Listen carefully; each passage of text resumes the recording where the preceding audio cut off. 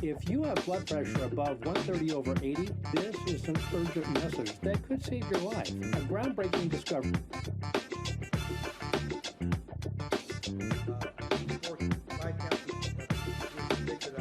And then on one of the other four, or more than one, you can impose.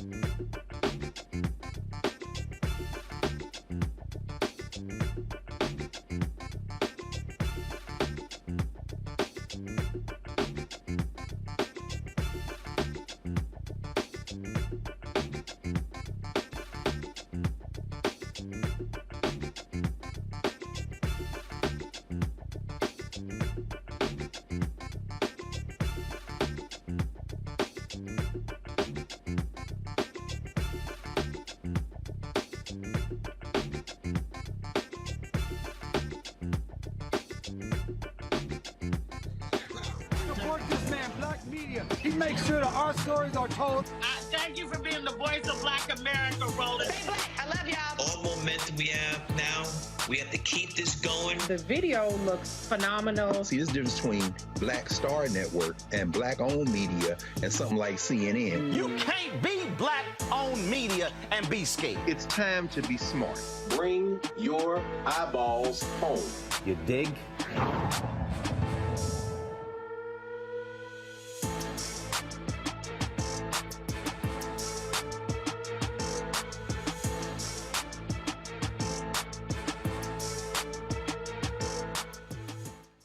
Today is Thursday, March 10th, 2022. Coming up on Roland Martin Unfiltered on the Black Star Network, we will go live to Chicago, where Jussie Smollett is awaiting sentencing after being found guilty of making up a crime in the Windy City. Also on today's show, folks, we'll continue to break down the truth about HBCU funding in the federal government. Why do Black media keep screwing this up? And why do people keep lying and making things up? You keep hearing about this $45 billion that was promised to HBCUs. It was not just to HBCUs. I will explain again for the people in the back who don't listen. ProPublica and other media outlets investigated what's being called Louisiana's harshest juvenile lockup facility. The Acadia Center for Youth at St. Martinville is a high-security juvenile detention facility with no outside oversight, where teens were held in solitary confinement for weeks. One of ProPublica's reporters will tell us how the facility violated the state's policies. Two white men convicted of federal hate crimes in the Arbery case, they seek an acquittal because the murder happened on a private street. Really? Legal analyst Candace Kelly will explain what the story is. Also, Wednesday, folks, we told you about Connecticut's House Bill 5349, sparked by the deaths of two Black Bridgeport, Connecticut women. Tonight, we have one of the bill's sponsors, the attorney, Darnell Crossland, for one of the families will be with us to talk about what's next in getting the law passed. Colin Kaepernick's organization, Know Your Rights Camp, has instructed, first of all, has launched an autopsy initiative offering free autopsies to families of those killed by law enforcement. One of the medical examiners associated with the initiative will join us tonight. Plus, body cam video on the 911 call of Ryan Coogler's arrest in Atlanta in January has been released. Folks, it's worse than what we described yesterday. And people of color, Blacks, Latinos, and Native Americans, got undercounted in the 2020 census at rates higher than 10 years ago, which is why we called out the advertising agencies, the white ad agencies that wouldn't give money to Black-owned media and others to avert this very thing. It's time to bring the funk on Roland Martin Unfiltered on the Black Star Network. Let's go. He's got it. Whatever it is, he's got the scoop, the fact, the find. And when it breaks, he's right on time and it's rolling. Best believe he's knowing. Putting it down from sports to news to politics. With entertainment just for kicks, he's rolling. It's on go, roll, y'all. It's Roland Martin, Rolling with Roland now. He's funky, he's fresh, he's real, the best, you know he's Roland Martin now.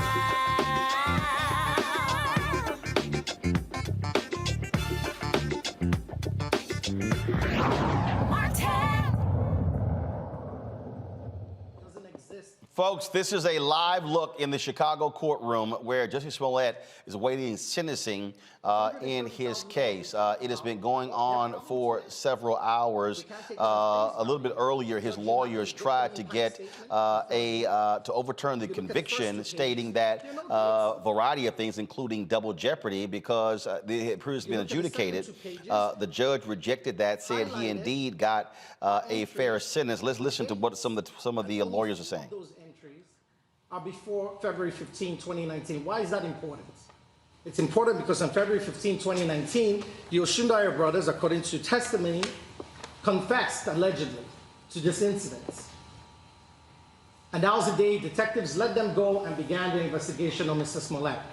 So why do we now have charges, most of which are after 2/15?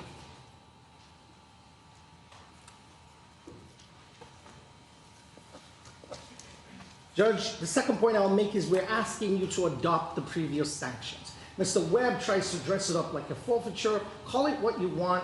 Mr. Smollett was fined $10,000. Black Law's Dictionary, that's a fine. You can't punish a person twice. And I know you've denied the motion, that's fine, but that's not why I'm bringing it up. Because there's an Eighth Amendment issue here, cruel and unusual punishment. Punishment that is too severe. All right, folks, and again, they are presenting witnesses to testify to his character. They brought up, of course, his civil rights work. We're going to be monitoring this to see if a decision on the sentencing of Jussie Smollett happens while we are live. Let's now talk about this story out of Louisiana, folks. The Juvenile Correction Facility in Louisiana has been the subject of several investigations after prison officials reported mistreatment, abuse, and lack of education that came to light. Folks, the Acadiana Center for Youth at St. Martinsville facility is a few hours from Baton Rouge and New Orleans. ProPublica teamed up with other news outlets to investigate the treatment of teens at the facility. They uncovered how the teens were held in solitary confinement nearly 24 hours a day, shackled, not receiving mental health or substance abuse treatment. These teens, of course, screamed and banged on walls daily. An anonymous staff member provided a recording to ProPublica. Folks, I want to warn you, again, what you're about to hear is extremely disturbing.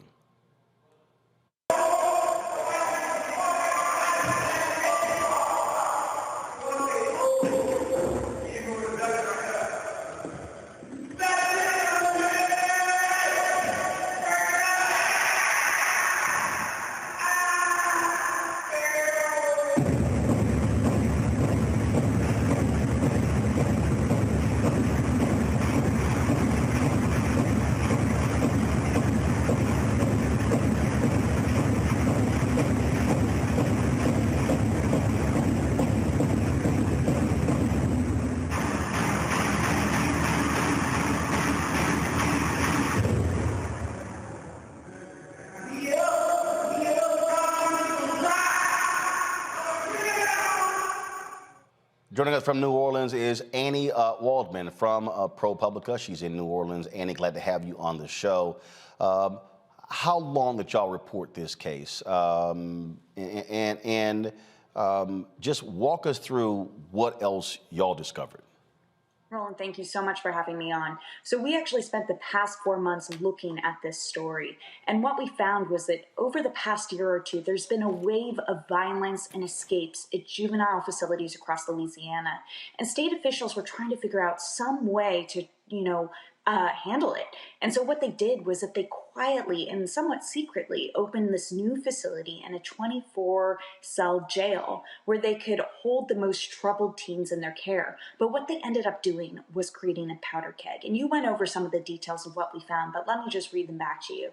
Essentially, these kids were held in round-the-clock solitary confinement, 23, sometimes 24 hours a day, with little education, no substance abuse counseling, and very little programming. They were shackled with handcuffs and leg irons when they were let out to shower, and they were given all of their meals through a slot in their doors. At least 2 of the teens in this facility harmed themselves so badly that they required medical attention. Some of the kids destroyed beds and shattered light fixtures, acting out most likely due to this kind of treatment, and they used the metal shards from the lights to hack holes in the walls large enough for them to escape. On several occasions, the guards responded to these transgressions with violence. 3 slammed door hatches on teens' hands, 1 struck a boy with his knee, and he even fired pepper spray into a cell where a kid was there handcuffed, leaving a teen coughing and vomiting. We spoke with 2 teens in the facility who described the trauma of the isolation, saying that they were in their cells all day and that you can't even really think about it while you're in there, because if you do, it will make you sad. It will bring that trauma to the surface. We also spoke to a former employee who described kids just sitting in their cells with no beds, sometimes on a concrete floor with a state-issued green mattress, maybe a blanket, a sheet, but nothing else. No light, no nothing. And that's really kind of what we found when we started looking into this. I also want to note that what is so horrifying about this is that Black children are also overrepresented at every step in the criminal justice process, but at this facility, 80% of the kids are Black. We have a criminal justice system that over-criminalizes and over-polices and over-adultifies Black children from the moment of arrest until the moment of lockup. You'll also reported they were violating state policies. How so?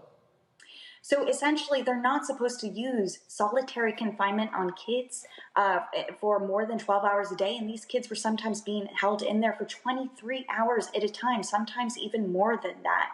On top of that, kids are required to have an education, even in juvenile justice facilities, for at least 6 hours a day. We found that sometimes these kids didn't have any education at all for the first 3 months. And then after that, sometimes it was just worksheets once a day, once a week. I mean, it wasn't very much at all. Definitely not living up to state standards and also not up to federal law.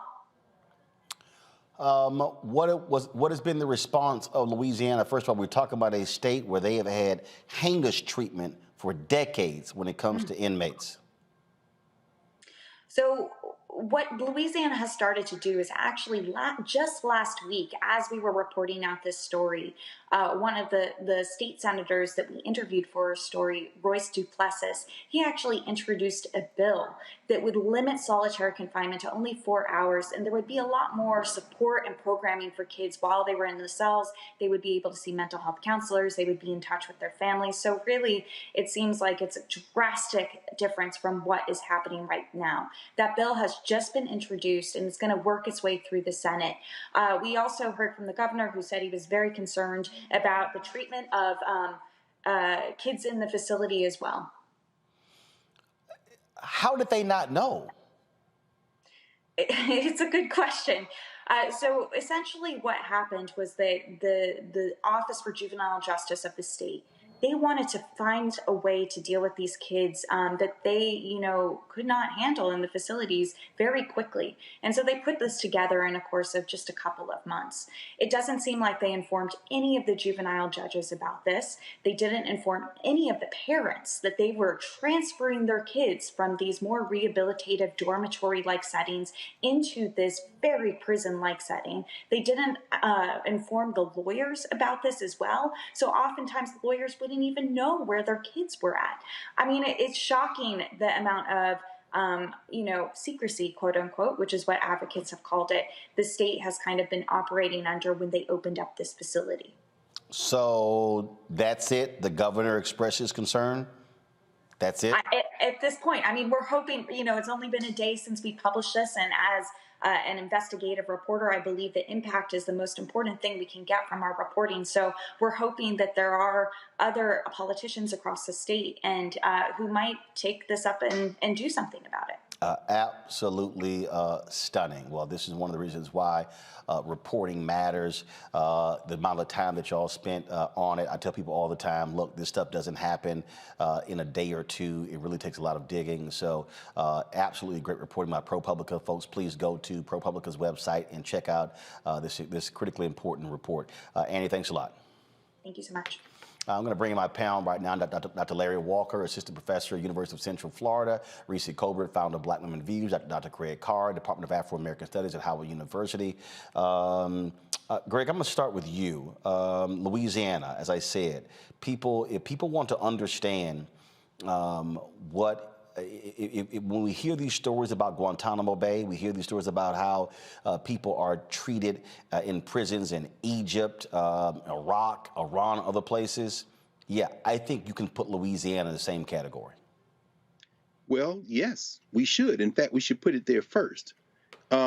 Typically, when the United States government is engaged in criminal behavior overseas, they will refer to the places they disappear human beings as black sites. I think that is absolutely incorrect. They should be called around the world and here in Louisiana, which prides itself, by some call itself the lockup capital of the world, white sites. This is a white site that was opened in last summer, and the Department of Education, as you said, as you were talking to her, wasn't even informed for months. And as she walked through it, as you know, we've all read the report, the educator they had on the ground was 84 years old, a retired educator who then said they couldn't come back because of health reasons, then passed away, and they haven't met anybody since. So, Roland, I think the last question you asked her was the salient question. What does the governor think? Now, we know yesterday John Bel Edwards vetoed the attempt by the White Nationalist Party to draw maps to put white nationalism in power in Louisiana for the next 10 years.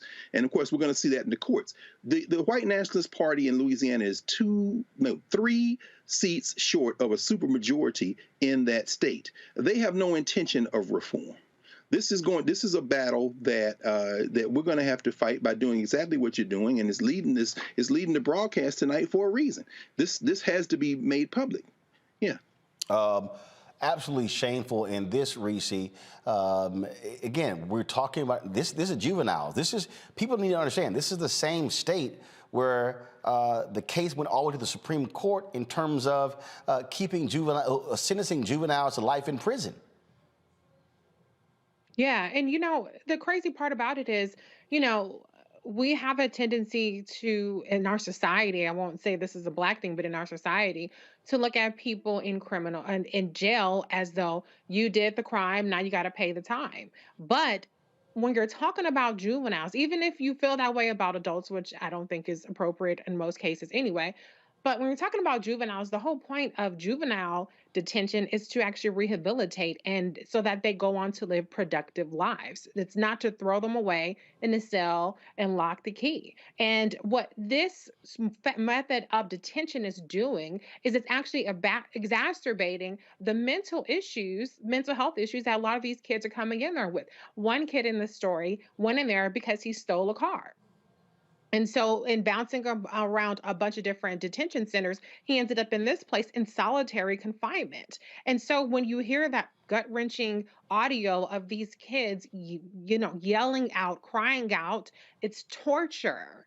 And it's unnecessary. And yes, you can point to the way that they're lashing out violently. Of course they are, because they're being tortured. Anybody would respond in that way to get the hell out of those cruel and inhumane situations. And so, as you pointed out, and as Dr. Carr pointed out, Louisiana is a beast of its own, but we have to take a hard look at and demand better treatment for Black juveniles in particular, because however the rules are, they're always going to be applied most harshly to Black kids. A white kid on a joyride is not going to end up in solitary confinement for 23 hours a day. The key right there is torture, Larry. It's torture. American sanctioned torture. Yeah, Roland, I was just in Louisiana this past weekend. And listen to the audio, as a parent and as a Black male, because we know predominantly these young men, Black male young men. And it is about how Black people are dehumanized, right? So let's talk about a few stats. We know that Black children in pre-K through 12 settings are 3 to 5 times more likely to be suspended or expelled, right? We also know from research that Black children, when it comes to white children, they're more likely to seem to be old, right? I highlight those 2 data points because it once again has this concept, this idea about Black people, particularly Black children, being dehumanized. So it says a lot about a society in terms of how you treat your children, right? So you have children being confined to a jail cell for 23, 24 hours out of a day. There are those of us who can't even spend an hour in their office. So let alone you have people who are being constantly traumatized for each day, each week, each month in a cell with no light, possibly no bed. It's once again how we dehumanize Black people. And I tell you what, Roland, if our country is continuously dealing with this pattern of race-based violence, and you cannot expect, well, for certainly they don't expect to rehabilitate these young people, but you cannot treat humans like this. And once again, Black folks are consistently been treated like this throughout our nation's history. And let me all know something else, Roland, that's really important. I hope people don't think that Louisiana is the only place where this is happening, right? Because we hear stories like this periodically, right? If this wasn't reported, then it would continue to go. It would continue to happen. And then folks at the state level know this is happening. It's like this wasn't happening in isolation. And lastly, Brother Carr kind of talked about black sites, not using the word black sites, right? This is something out of some kind of spy novel, right? And once again, we talk about America, how we treat children and how we criticize other nations on human rights violations. But I'd say one thing, I see you, America. Indeed. That is exactly what we see, and it is unfortunate. But again, when I talk about torture, we talk about how we treat people in this country, and the response from folks there is simply insufficient to say we're disturbed. No, there should be immediate hearings in Louisiana. There should be immediate moves to terminate people. In fact, what the governor should be doing is ordering, well, it's a little hard to say the governor should be ordering state troopers into that prison, considering we have a cover-up in the state there as well when it comes to Ronald Greene case. And so Louisiana, across the board, you don't know who the hell to trust there to get justice in that particular state. Got to go to break. When we come back, we're going to talk about two of the white racists who killed Ahmaud Arbery. They're trying to appeal their sentence. We're also watching what happens in Chicago on the sentencing of Jussie Smollett. We'll also talk about HBCU funding and why do people consistently want to lie about the funding. We're going to give you the truth because we actually did what other people, so-called black media people, didn't do, is pick the damn phone up and double check and not rely on mainstream media's reporting. You're watching Roland Martin Unfiltered on the Black Star Network.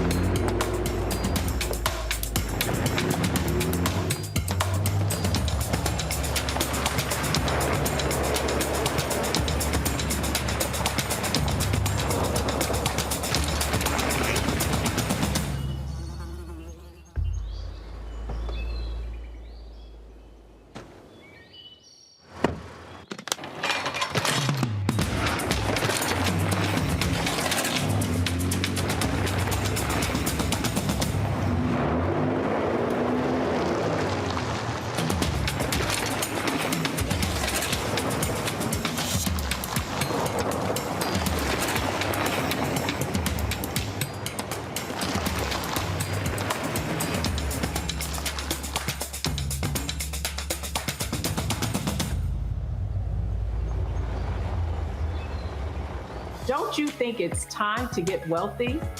I'm Deborah Owens, America's Wealth Coach, and my new show on the Black Star Network focuses on the things your financial advisor or bank isn't telling you. So watch Get Wealthy on the Black Star Network.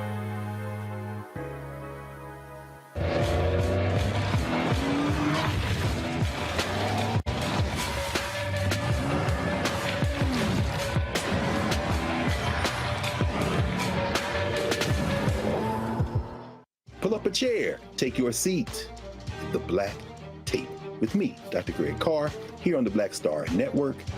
Every week, we'll take a deeper dive into the world we're living in. Join the conversation only on the Black Star Network. Hey, I'm Deion Cole from Blackish. Hey everybody, this is your man Fred Hammond, and you're watching Roland Martin, my man, Unfiltered.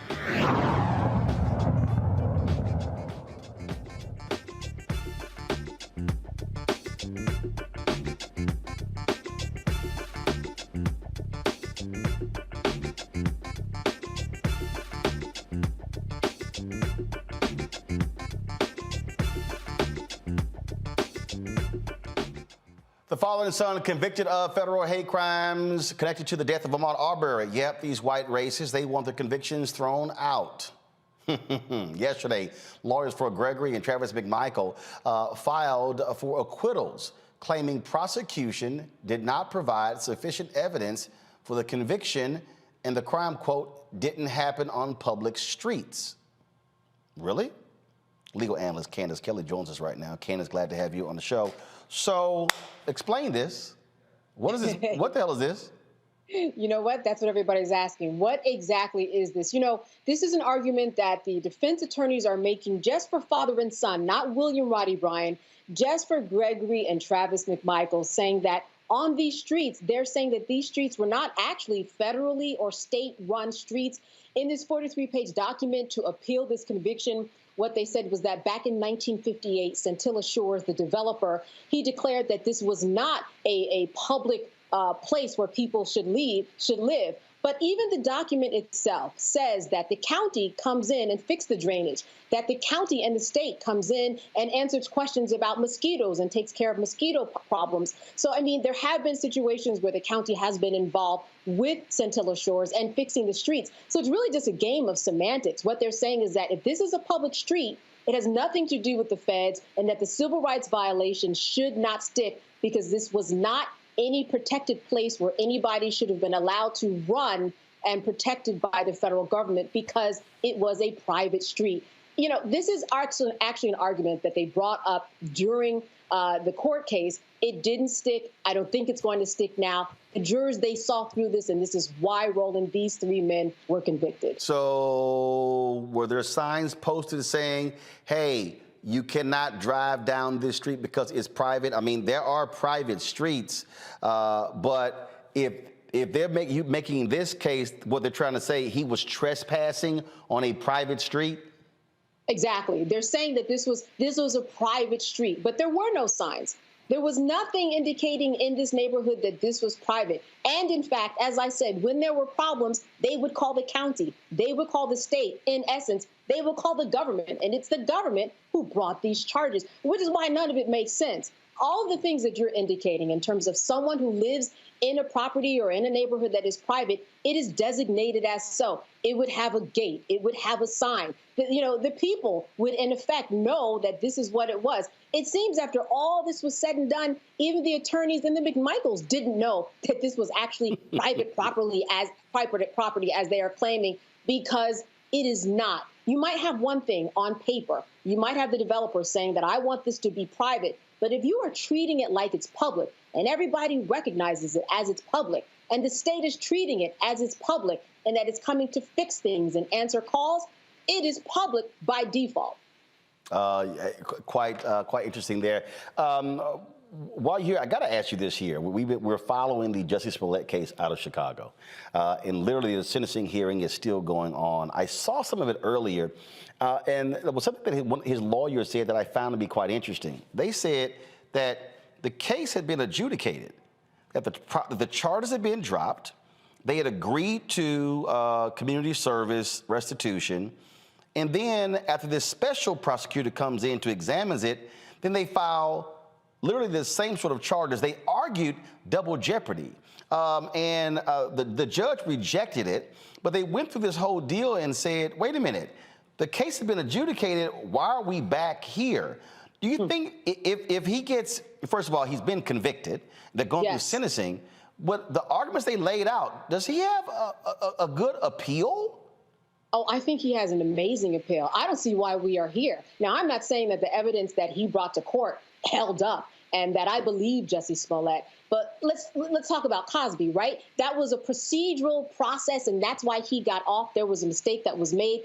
I think here, too, there was an agreement. Everybody agreed that, as you said, he would do community service. It was adjudicated. Everything was signed, sealed, and delivered. I mean, he's got all types of support from Rainbow Push and actors and people who are supporting him because of this fact that this was a done deal. Why was this opened up? Because it was Jussie Smollett. That's why it was opened up, because they wanted to make him an example for everybody else. And remember, too, at the time when Jussie Smollett really took off, R. Kelly was also in Chicago, too, and the police, they were being embarrassed by him because he kept on getting off until he finally was brought to justice. So at that time, they were really trying to figure out how to save face and make sure that people recognize them as somebody that, could, serve and protect. Because it seemed as though they couldn't serve and protect, so they made an example of Jussie Smollett. They opened this case again.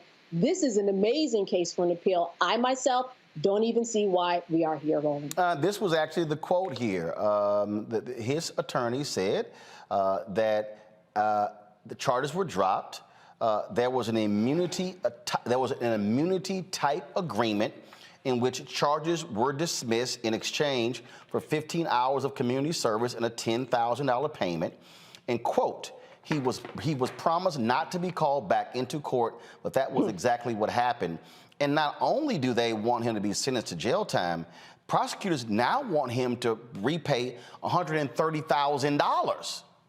That's right. They want that to stick because they say that the police officers wasted their time on something that was really a hoax. But you said something that is very important. There was an agreement. It is in writing. And this is what people have to understand about the law. When you have an agreement that is in writing, that has to be honored. That is why Cosby walked out of jail after 3 years off of a 10-year sentence. They had to honor the agreement. Here, I am not sure what's going on behind closed doors, but they are not honoring the agreement. And when you have an agreement in court, when attorneys work together to get that agreement on paper, this is something you have to honor to make sure that people actually receive justice. Or who can you believe? You say that I'm agreeing to do something and you're promising this in return.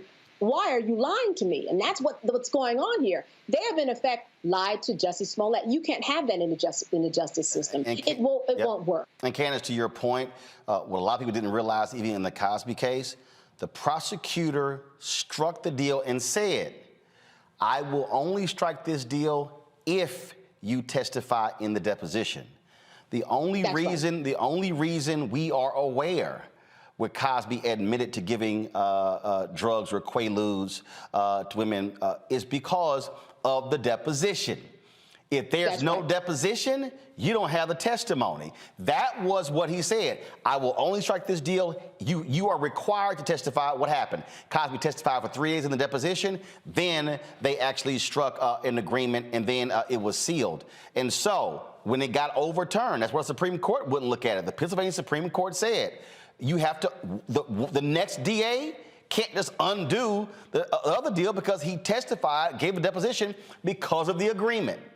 Exactly. In Illinois, there's a new law that was recently passed that says even when you bring a juvenile into, for questioning, that you can't lie to that juvenile in order to get information. The bottom line is that you just should not lie when you are trying to carry out justice. You have to stick to the truth. That's what the court system is made based upon. Evidence, hopefully evidence that is true and that the jury is trying to determine is true. You can't have prosecutors and DA lie along the way and then, and change their mind for something that they promised. That it just doesn't work. So this is why I think that Jussie Smollett certainly has a good case. Candace Kelly, we always appreciate you being on the show. Thanks a lot. All right. Good to see you, Roland. Go back to my panel here. Greg, I'll start with you. You, of course, teach classes there, Howard University Law School. You finished from Ohio State's Law School. Here's what's interesting here. Go to my computer, please. Again, I'm laying out here. State's Attorney Kim Foxx, her office dropped the charges. They dropped the charges, agreed to community service. He had to pay $10,000. But then people were so pissed off with that, a judge appointed a former U.S. attorney, the U.S. Assistant Attorney Dan Webb, as a special prosecutor, and they later re-indicted Smollett, which led to his conviction. Now, here's what's interesting. Webb's report on the state attorney's office decision-making in the case was unsealed after Smollett's trial and said his team determined that Fox had committed, quote, substantial abuses of discretion, but found no evidence of criminal conduct or influence peddling. Kim Fox is duly elected by the people of Cook County to adjudicate cases. And so what you have here is these folks in Chicago were so pissed off at him. You had Rahm Emanuel blasting him out there. You had the superintendent, the police chief, blasting him, the same superintendent who was found asleep behind his wheel, passed out, and they had to basically drive him to his house. He later resigned. And they still ain't told us really what happened there. So this is not, let me be real clear, this is not, oh my goodness, you caping for Jussie Smollett. This is the thing that I think people have to understand. The Supreme Court, it says equal justice under law on the Supreme Court. Okay? The law is the law. Folks were pissed off that Bill Cosby was released, but as Candace said, that was it was technicality, but it was still the law. If the law is supposed to apply to people evenly, the law is the law. In this case, these folks in Chicago were pissed off and they said, no, we're going to put your ass in jail. We're going to make an example out of you. That's really what happened here. Yeah, Roland, and you're right. Of course, Kim Fox is an officer of the court. And did Smollett rely to his detriment on the word of officer of the court? Perhaps that's the case. And really something you just said is really important for us to focus in on among everything else that you've been discussing with Sister Candace. The question of technicalities, you can't, if you're talking about law, the law is politics, of course. That's the larger field it operates in. But technicalities, that is the essence of law when you start talking about fighting for your clients. And with all due respect, I mean, what you said, it cuts both ways. In Chicago, because of that reliance, perhaps, and because of the fact that politically, while Kim Fox may be a sacrificial lamb, it doesn't escape the fact that they're all part of the government. It might cut toward Jussie Smollett. But in Georgia, and this is where I'm a little, I wanted to ask Sister Candace, that's not a small thing. When you start talking about state action, you start talking about private property. This goes back to enslavement with the Dred Scott decision when Roger Taney basically created two types of citizenship. Citizenship in the United States and citizenship in the state that you're in. When you start talking about, when you look at the filing, when you look at and I'm looking at it now, the filing that the United States District Court in the district court that the feds put up for the federal case, in the kidnapping charge, they say that these two guys used their truck as a instrument of interstate commerce. See, interstate commerce is the hinge that all of the civil rights cases fall on that allow the federal government entry, because there was created this fiction that a state somehow is different than the United States when it comes to prosecuting civil rights cases. I'm not saying these two guys are going to have their sentences reversed, but I'm saying it's bigger than a technicality when you start talking about private action, which is the way they've been hiding from punishing people for being racist since Reconstruction, and the federal government. I don't know that, I think the technicalities cut both ways, Roland, and I think it was very important that you put that term into our conversation tonight. It might be one way in Illinois, it could be another way in Georgia.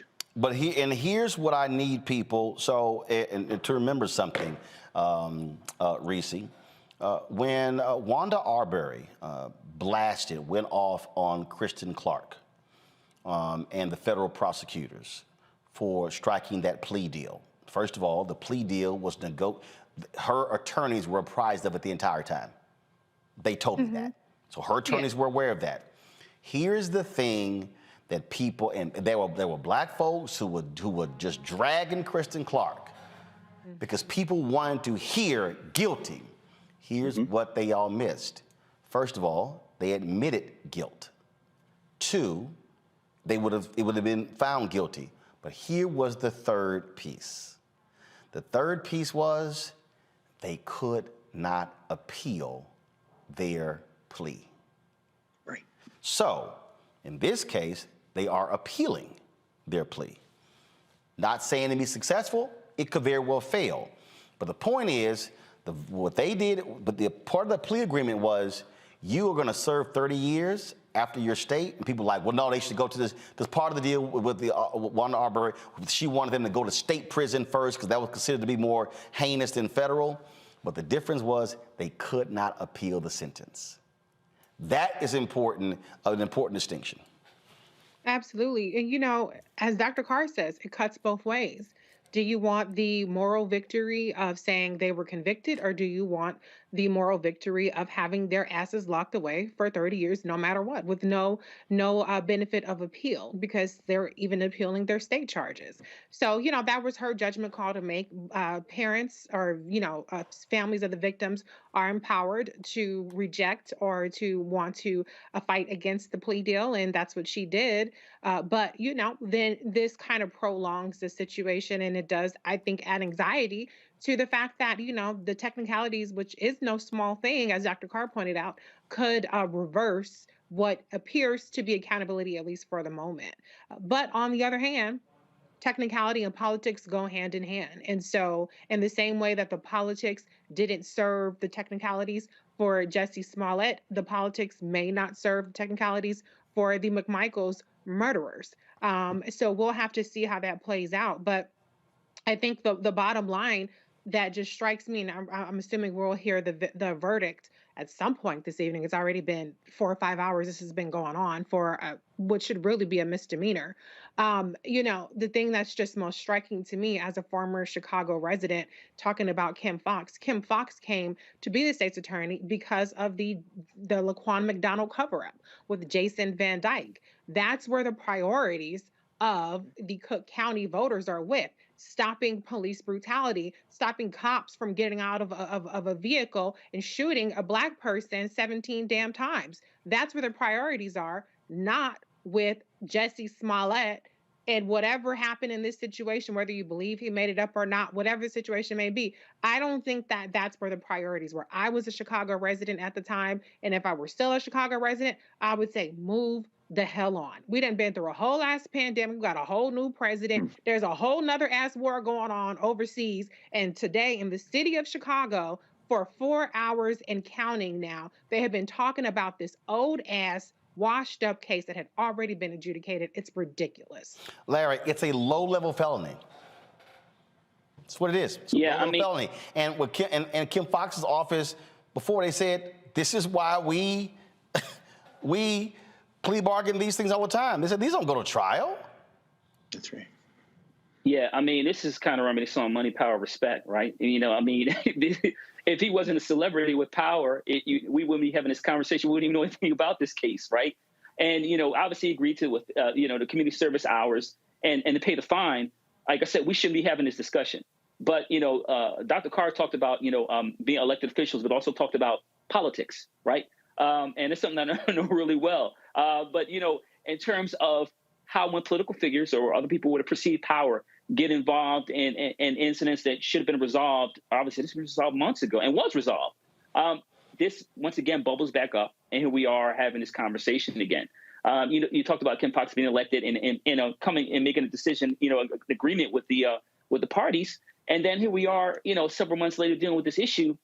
And this is more like, you know, Roland, I know you talked about the last couple of weeks in terms of Hollywood, you know, these shows we talk about, Inside Edition, et cetera. We talk about TV shows that talk about these Hollywood stories, right? And they glamorize it. So this is more something that needs to be some kind of entertainment program. And once this, you know, I'm quite sure he'll appeal after the decision, but we really need to move on. Like I said, they're more important, you know, Reese talked about that, you know, Black people catching hell. There are a lot more important issues to deal with. But the fact that this issue is still lingering on, and I'm quite sure the residents of Illinois are and Cook County are ready to move on. But once again, this is like he sounds like he has a great opportunity and appeal. But like I said, you know, I'm certainly ready to move on when it comes to this issue. But also speaks to ideas of justice in America, in Georgia and then in Illinois. In Georgia, initially those individuals were responsible for murder weren't even arrested. Right. And here we are months later dealing with the same issue in Illinois over a low level crime that was committed. And like I said, this idea of justice and a sense of duality we have in America. Indeed. All right, folks, got to go to a break.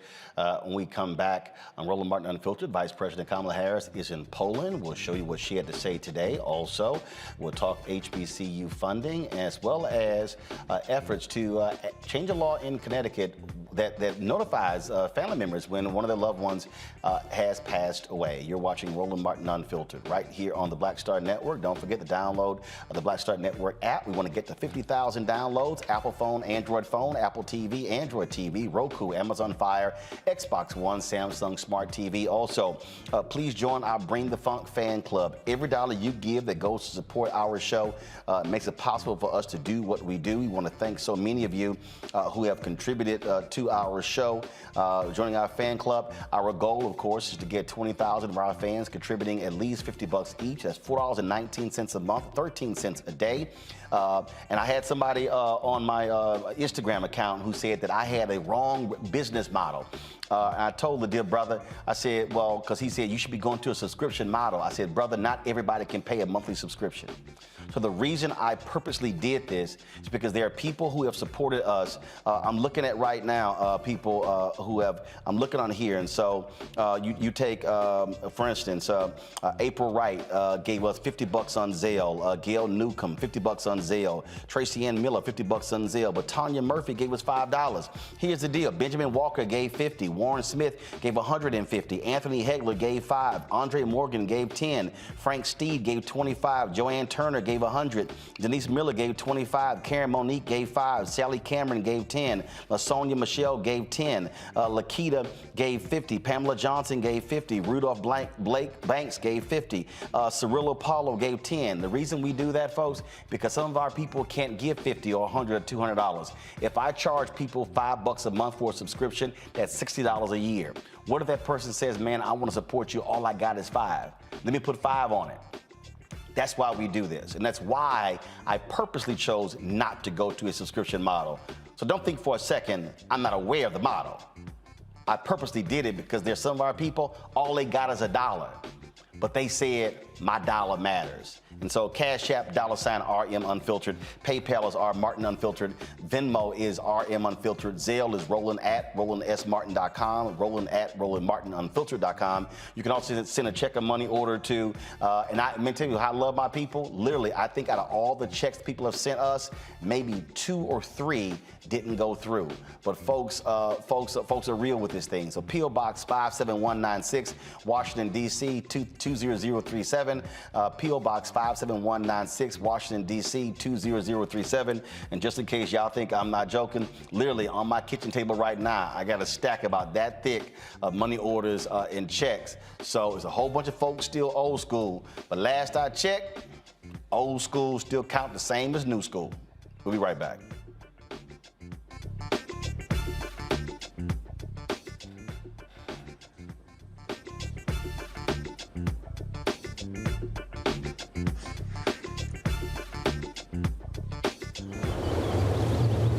Look at y'all with the shot.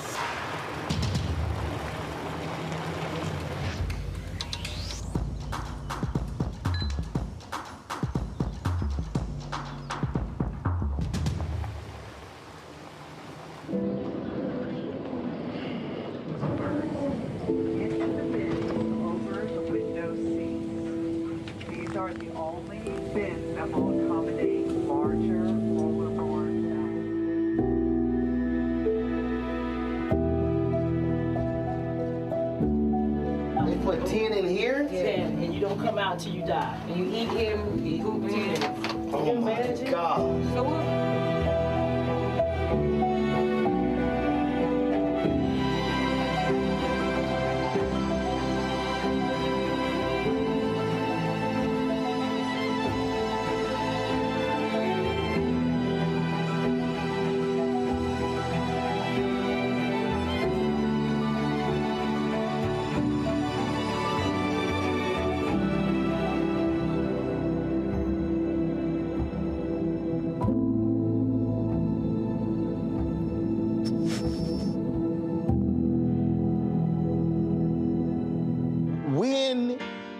did the damn woo-woo song just become like stupid crazy? I came home and I'm playing it around the house, you know, and my daughter was 3. Tiffany was 3 years old at the time. So I'll tell you how long ago. Yeah. And she kept walking by singing woo-woo. And she said, Dad, I love that woo-woo song. And I'm like, you can barely talk. That's not the woo-woo song. It's called You Should Be Mine. No, it's the woo-woo song. I called the songwriter and I said, my daughter said, this is the woo-woo song. And they said, well, maybe she's right. So they kind of named it the You Should Be Mine, but in parentheses, right, called the woo-woo song, right? Wow. So the record company went out in the street with microphones in the city and had people sing woo-woo-woo. And people were going crazy over just singing, can you woo-woo-woo? And that song just blew up. And from then, now people call me the woo-woo man. I'm like the woo-woo man, exactly.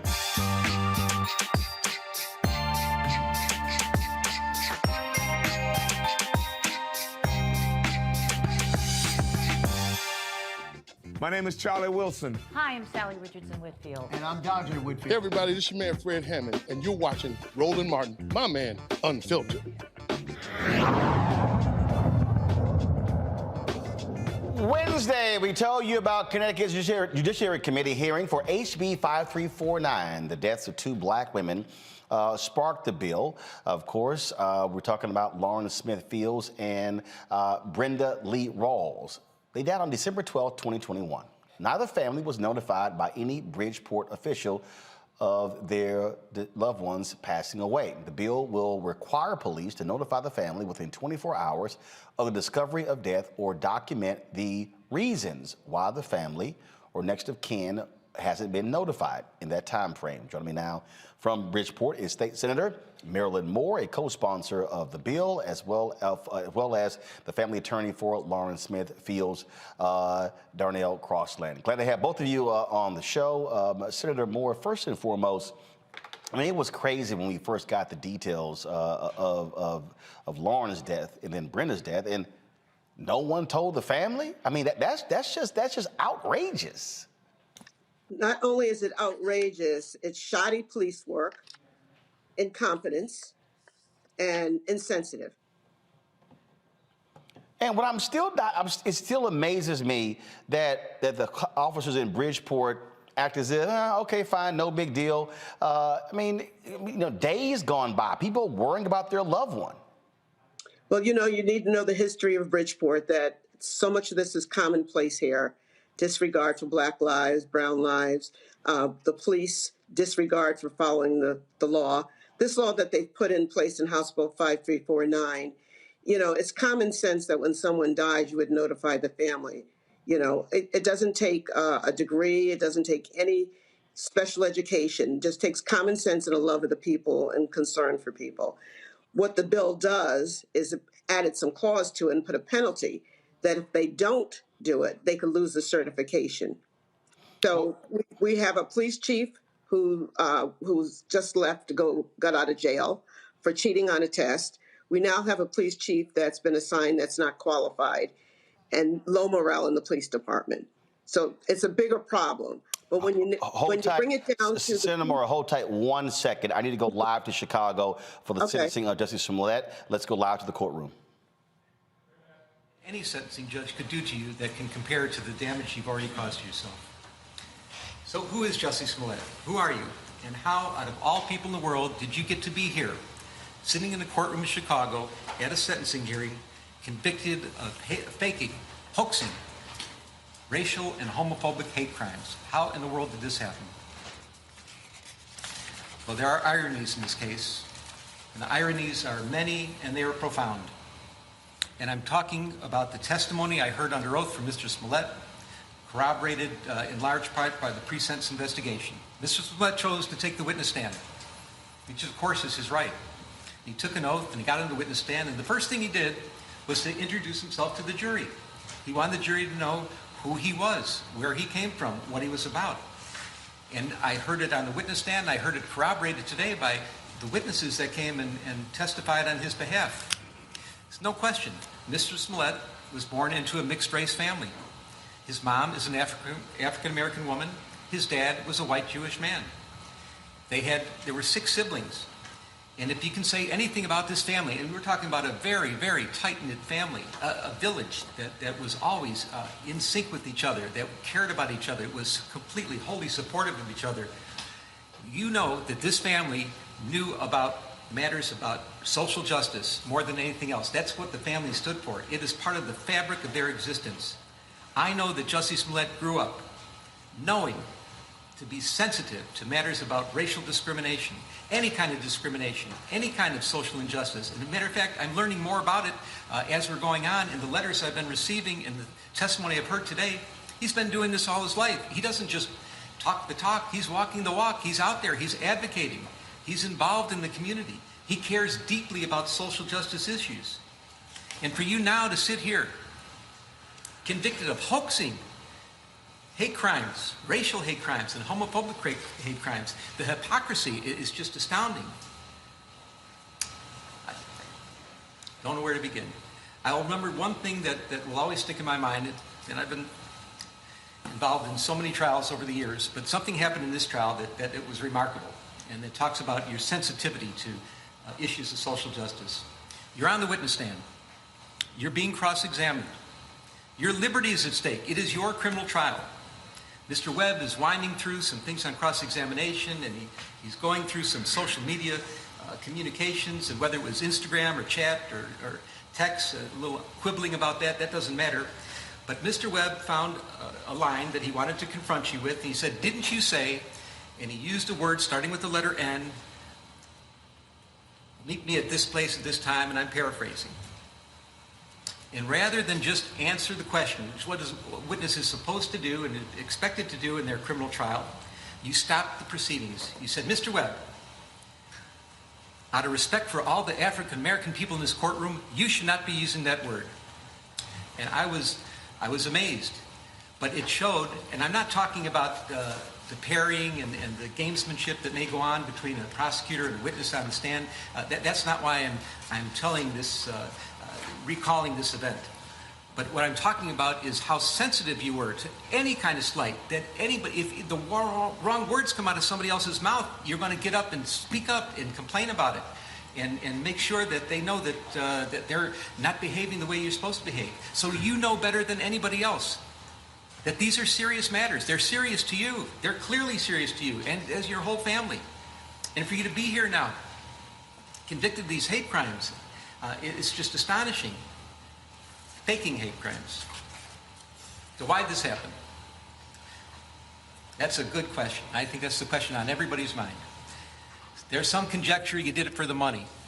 Frankly, I do not believe that you did it for the money. You were making, the evidence showed, close to $2 million a year when this happened. I don't think money motivated you at all. But the only thing I can find is that you really craved the attention, and you wanted to get the attention, and you were so invested in issues of social justice, and you knew that this was a sore spot for everybody in this country. You knew this was a country that was slowly trying to heal past injustices and current injustices and trying to make a better future for each other. And it was a hard road. And you took some scabs off some healing wounds and you ripped them apart for one reason. You wanted to make yourself more famous. And for a while it worked. Everybody was talking about you. The lights are on you. You were actually throwing a national pity party for yourself. And why would you do such a thing? Why would you, I understand, you crave the attention so much, but why would you betray something like social justice issues, which you care so much about? And the only thing I could conclude is that, and I acknowledge, there are wonderful sides to you. There are very giving and charitable and loving sides to you, but you have another side of you that is profoundly arrogant and selfish and narcissistic. That's the only thing that can be concluded. And that bad side of you came out during the course of all these events. Let me talk about hate crimes for a minute. I've been a criminal judge for many years, and I've heard many victims of crimes testify in front of me. And any victim of a crime, no matter what the crime is, they are demoralized by what happens to them. It doesn't matter if you're injured unjustifiably, if somebody hurts you and it maybe cripples you or damages you in some fashion that's going to be long-standing injuries. If your property is stolen, your vehicles are stolen, people go into your homes, your possessions are stolen, People do all kinds of terrible things. It is a demoralizing experience. And sometimes it's the worst experience that anybody can ever go through in their entire life. And then if it turns out that the motivation for the criminal to do something bad to you was because they hate you because of your race, because of your ethnicity, because of your gender, your sexual orientation, your religion, your age, your disability. If that was the reason for it, it is exponentially worse. There is nothing worse than to be a victim of a hate crime. It is the worst thing that can happen, especially in our country with all our history and all that we're going through now to try to get around some of these issues. Hate crimes are the absolute worst. And I believe that you did damage to real hate crimes, to hate crime victims. There are people that are actual, genuine victims of hate crimes that you did damage to. These are people that have a difficult time coming forward. They may be mistrustful. They may not want to bring it to the attention of the community or first responders. There may be some trepidation. I don't know for sure how much damage there was. I don't know how this is going to impact other people, if they're going to be hesitant to come forward because they're going to think that they're going to be accused of acting like you and doing a stunt like you pulled here. I don't know if first responders are going to be more doubtful and skeptical of people that come forward, real victims of hate crime, because of what you did here. I'm hoping it's not that way. Now I'll show one of the ironies in this case, and I find this pretty profound.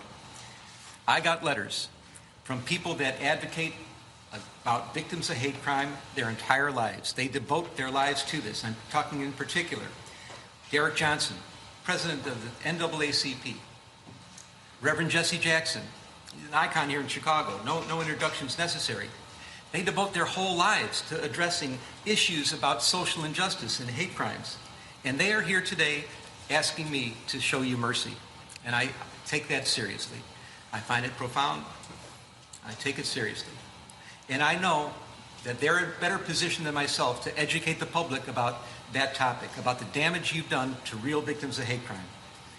And I am confident that because of all the attention that you've garnered here on this case, that they are going to seize the opportunity and they will educate the public and they'll be talking about this and they'll try to mitigate some of the damage that you've caused to real victims of hate crimes, and they're better positioned to do it than I am, and I will defer. But I will acknowledge that you have done some real damage.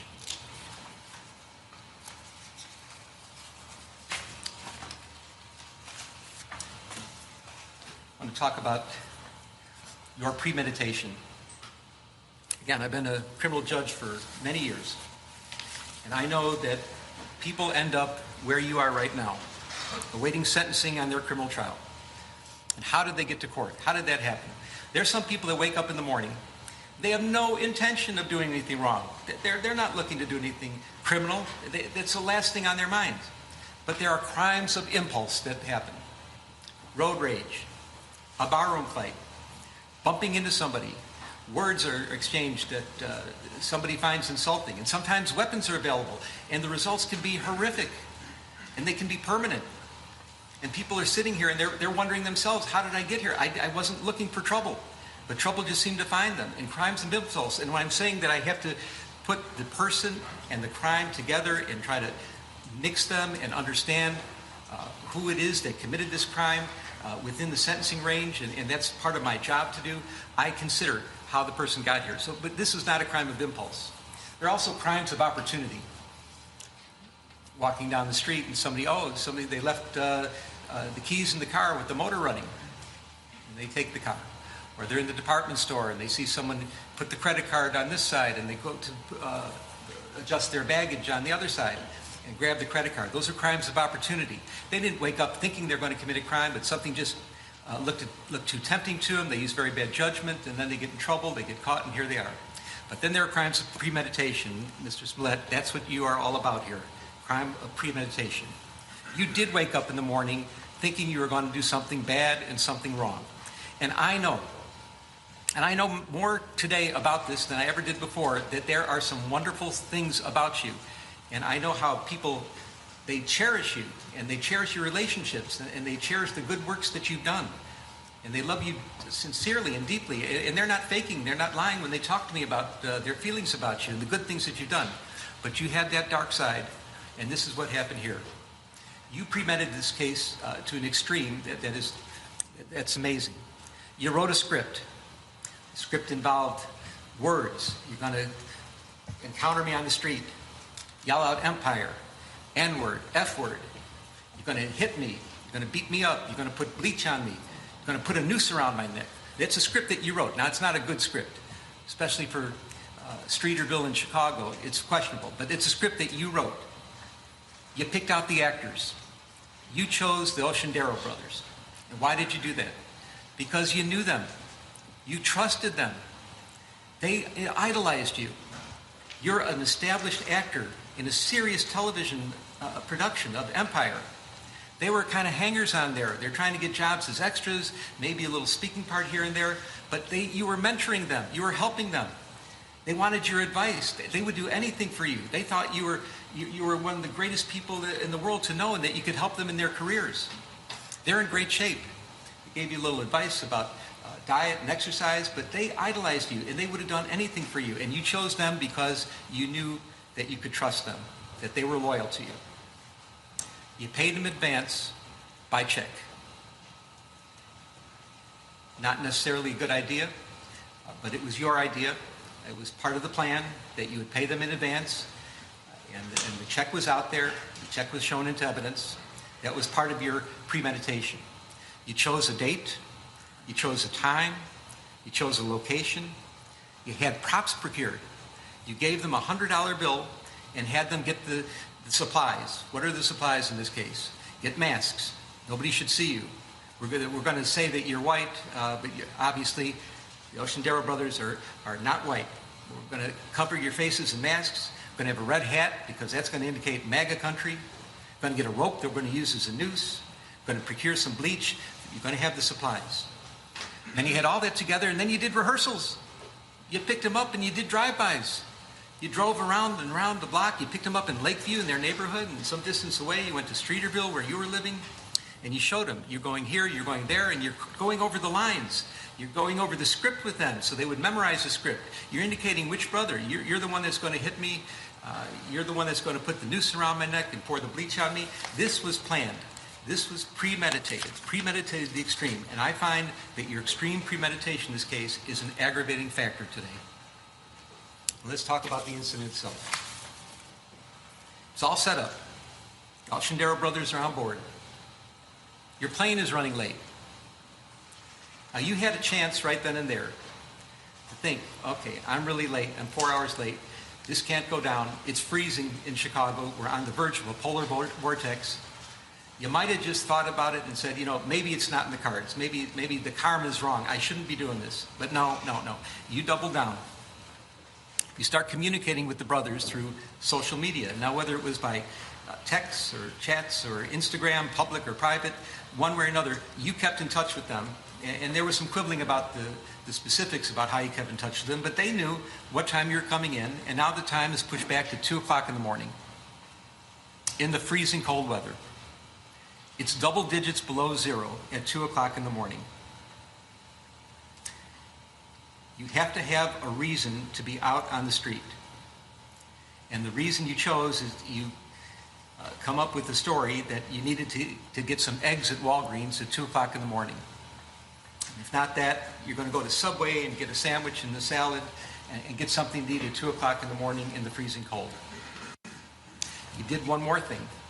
You got the Oceandero brothers. Now they're on board with you. You're using them as your patsies. You have your friend, you get your friend Brandon on the phone, and here's a man, professional man that's trying to help you in your career. You're not sure what town he's in, if he's in Australia or not, but you get him on the phone, and he's going to be your patsy also, because he's going to listen and be around on the phone to hear that you're being attacked by somebody. Now, he doesn't know what's going on, that it's really not an attack, but he's going to be able to corroborate your story. So you're getting that together. You got Brandon on the phone, you're out on the street, ostensibly to get some Subway, you get some Subway, and you're walking to where this is supposed to take place. Now, the Oceandero brothers, they're getting ready too. And they're doing this because you wanted them to do it on the sneak. No cell phones involved. Make sure nobody sees you get there.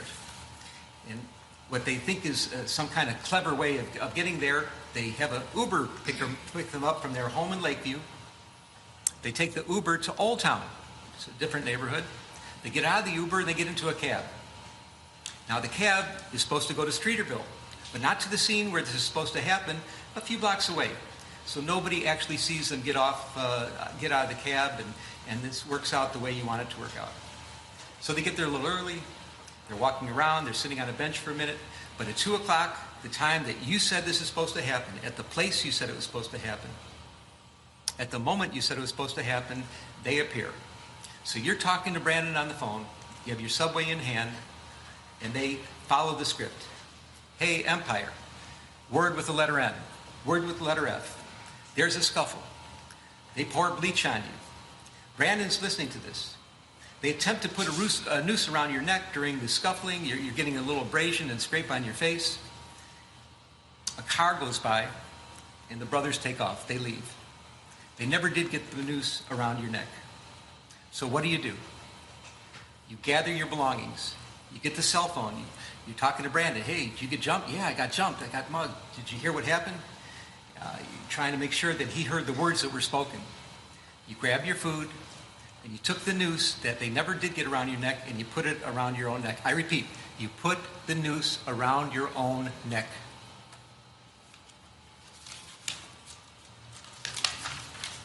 You go home. Video footage shows that when you walk into your residence, you have this noose dangling loosely around your neck. You go into your apartment, the police are called, the police arrive. The first officer on the scene is Chicago Police Officer Mohammed Beg, in full uniform, the first responder of the first responders. His body cam is on. He sees you. And now he sees that that noose is around your neck, but it's not the way that you walked into the house. Now the noose is up at your throat. You've maneuvered the noose, and you've made it look worse than it was. This is part of your plan. Officer Beg asks a simple question: what happened? And then you start to lie. And you haven't stopped lying ever since. You've been lying and lying and lying about this case, and that's why you're here today.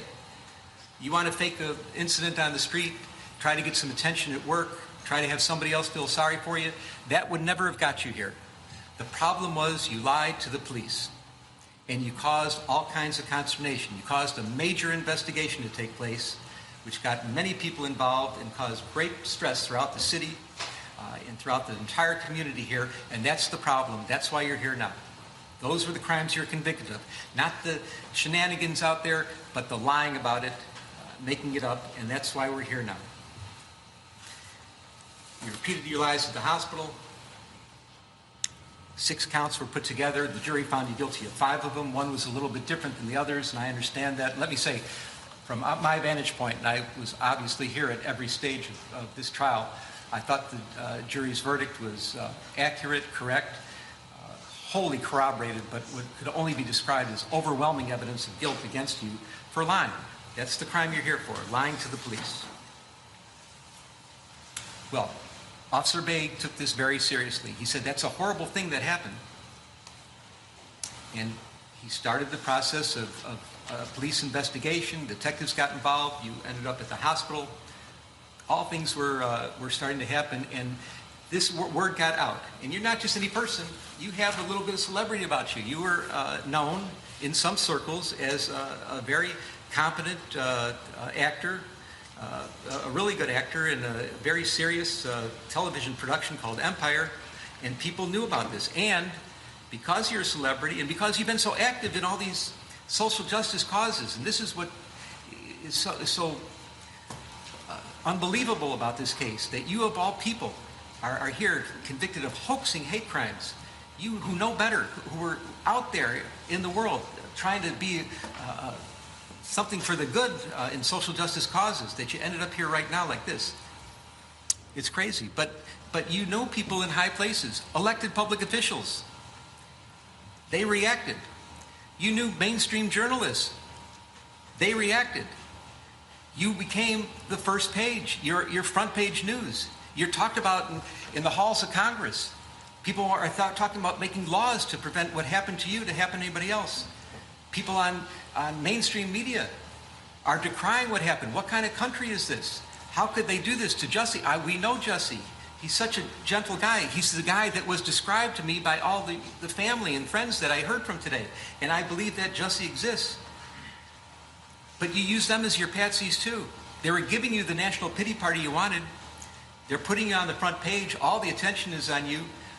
People talk about social injustice. Your name was coming up first, which is exactly what you wanted. But you used them.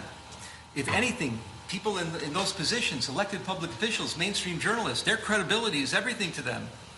And you didn't care that you might be damaging it. You did damage to them because, again, there's a side of you that has this arrogance and selfishness and narcissism that's just disgraceful. Your plan worked, of course, until it didn't. We're in Chicago. You lived here for 5 years, working on the Empire show. And you have to know, as well as anybody that lives in Chicago, that Chicagoans, they love their city. They're fiercely loyal to the city. And believe me, Chicagoans know we don't all agree with each other on a lot. There are all kinds of disagreements on what our city should be, what the vision should be for the future. There's even disagreements about what our past was like. But despite all the disagreements and all the things that are not right with Chicago, it's sweet home to Chicago, to the Chicagoans. Chicagoans are fiercely loyal to their city. But Chicagoans have one thing in common that they agree on, that there's no misunderstandings. Everybody's on the same page. And that page is crime is a problem. It is a major problem. Nobody disagrees. And we know that police resources, they are valuable. They're limited. Detective resources are precious. And they cannot be squandered. And what you did, because you were selfishly, arrogantly, and narcissistically bringing attention to yourself. It's the only reason you could have been doing such a crazy thing that you did, was you took away a lot of resources from other places, from other real victims of real crimes. You used up the police resources for your own benefit, and that's a big problem here. What you did is you created what we call around here a heater. What's a heater? A heater is a case that when it's reported to the public conscience is shocked to such an extreme that the public is demanding that the police solve this crime here, right now, right here, right now. Everything else has to take second place. The heater has to be addressed. And you created a heater. And boy, did they put on an investigation. And I know that I've been listening to Chicago police officers and listening about police investigations for many years. It's certainly not a perfect police department. It's perhaps unfairly maligned in some respects as well. I'll match the homicide detectives here against any in the country for their competence and thoroughness. Not a question about that. But what they did in this case is extraordinary. I have never seen, even in some murder cases, the amount of police work that went into this investigation. You did exactly what you didn't want to happen. They put so many police resources into this. When I say what you didn't want to happen is you never wanted this case solved. You thought that somehow you'd be able to skate by and nobody would ever know what really happened here, and you're going to walk away from this, and it didn't go down like that at all, of course. So they solved the case. And what happened? Turns out that you're not a victim of a hate crime. You're not a victim of a racial hate crime. You're not a victim of a homophobic hate crime. You're just a charlatan pretending to be a victim of a hate crime. And that's shameful, especially from the family you got brought up with your family values. It's so sad. The damage you've done to yourself is way beyond anything else that can happen to you from me or any other judge that would be sentencing you in this criminal case. You are now a permanently convicted felon. Your family who loves you and supports you, I don't even want to use the word forgive because forgive isn't even necessary. They're with you so much. They're so tight-knit, but you have to live with the fact that you really put them through a ringer. You've embarrassed your valuable friends in high places, the elected public officials, people in the media. You've embarrassed them. You have to live with that. I don't know if those relationships can be repaired. You've become toxic in your own workplace. Your career future is uncertain at very best. It was really on a rocket ship to success, and now you've turned yourself into riches to rags. and it's so unfortunate. Your very name has become an adverb for lying, and I cannot imagine what could be worse than that. People talk about situations where somebody's lying and trying to manipulate and maneuver a story, and your name comes up as, oh, pulling a Jussie, something like that. That's awful. You're the butt of jokes. Comedians, mainstream talk show hosts, they make jokes about you. They do sketches about you. I can't imagine anything worse than that. Now, this is all self-inflicted. These are things you did to yourself. This is self-damage. Well, some people may think that what you did is funny, and that there's some room for humor or jokes about it. But I assure you, this court does not. I don't think there is anything funny at all about hoaxing and faking racial hate crimes. Hoaxing or faking homophobic hate crimes. I think that is disgraceful. There is nothing funny about it. There's no humor in what you did whatsoever. All because you're selfish, arrogant, narcissistic. At least you have that side in you that came out through this case, and you kept doubling down and doubling down and doubling down. It's not funny. It's not funny at all. And I'm your sentencing judge, and I don't find it funny. So where are we at? We're at the end. You are convicted of a Class 4 felony. It's presumptively probationable, but we have some real serious aggravating factors here. Your premeditation, which I've described. The pain you've caused to real victims of hate crimes, which I have described. The damage you've done to the city of Chicago, I've heard. It's been talked about. I'm mindful of the city's request for restitution, and if I'm going to fashion that, consider that request, I have to fashion the sentence accordingly. And above all, the capper of all cappers, your performance on the witness stand. This could only be described as pure perjury. You got on the witness stand, you didn't have to, you did, you certainly have a right to, but you committed hour upon hour upon hour of pure perjury. And I find all those to be ample factors. If this court were to decide that the things you did, that any kind of probationary sentence would deprecate the seriousness of the offense and you need to go to the penitentiary, the record is clear and it would support it. But I'm looking at everything in its totality. And I agree. It's told to me today, you can't judge everybody by one bad thing they've done in their life. I don't know if it's the only bad thing, but it's the only bad thing that I'm concerned about now. And that you do have quite a record of real community service and quite a record of attaching with people. There is a lot of mitigation in this case as well. And I'm mindful of the pleas of mercy, particularly from people that are in the arena of dealing with social justice issues, that are fighting, seriously fighting, not playing around, not doing games like you were doing, but seriously fighting for matters involving hate crimes of all sorts. And they're asking you for mercy as well. So I'm trying to consider who you are as a person, how you got here, how somehow you strayed away from your family values, you let that dark, narcissistic, selfish, and arrogant side come out, and you persisted with it for years on this case. I'm fashioning the following sentence, and here's your sentence. I'm sentencing you to 30 months felony probation, and the probation is going to be to this court.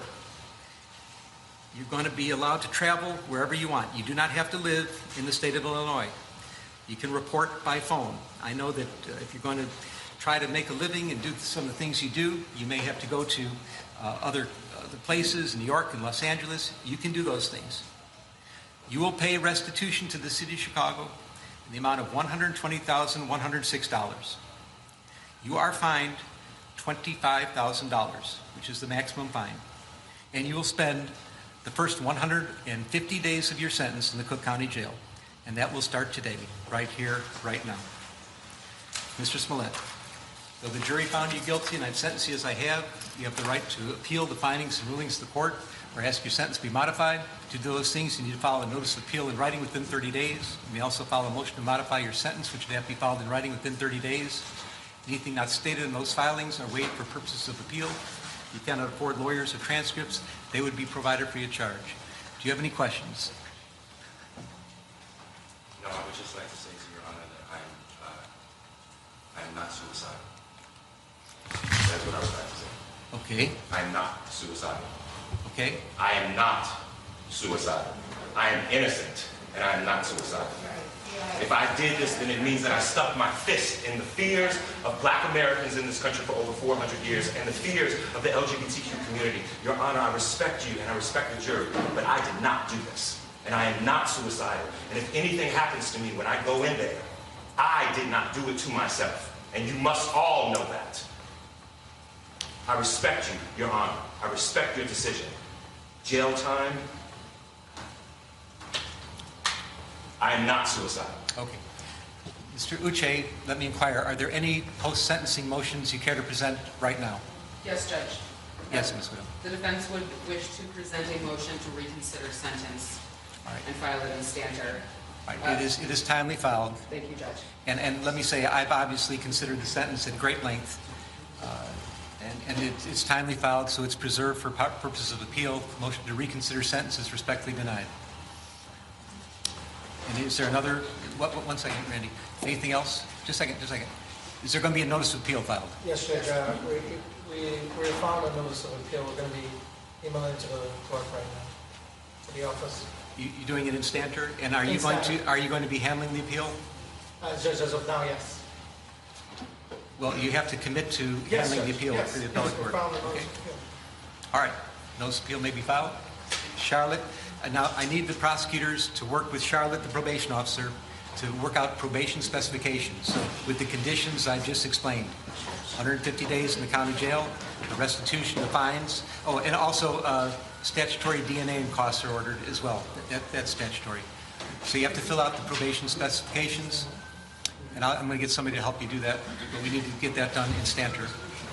Anything else today? Yes. Your Honor, if I may, in light of the notice of appeal, we would ask that you suspend the jail sentence in light of the in stanter filing of the notice of appeal. Did I do what? Suspend the jail sentence in light of the notice of filing of appeal. That will be respectfully denied. Your Honor. Yes, Mark. Mr. Lewis. If it can be stayed in light of our notice of appeal. No, I'm not staying. No. The wheels of justice turn slowly, and sometimes the hammer of justice has to fall, and it's falling right here, right now. I'm not staying this. This happens right here, right now. Okay. Charlotte? I know you said this that Jussie Smollett did. Yeah, I'll talk to you about it. I'll give you this. Okay. All right. Any other matters to come before the court today? All right. Defendants remanded to the custody of sheriff. Court is adjourned. I am not suicidal. Stop laughing about black. I am not suicidal, and I am innocent. I could have said that I was guilty a long time ago.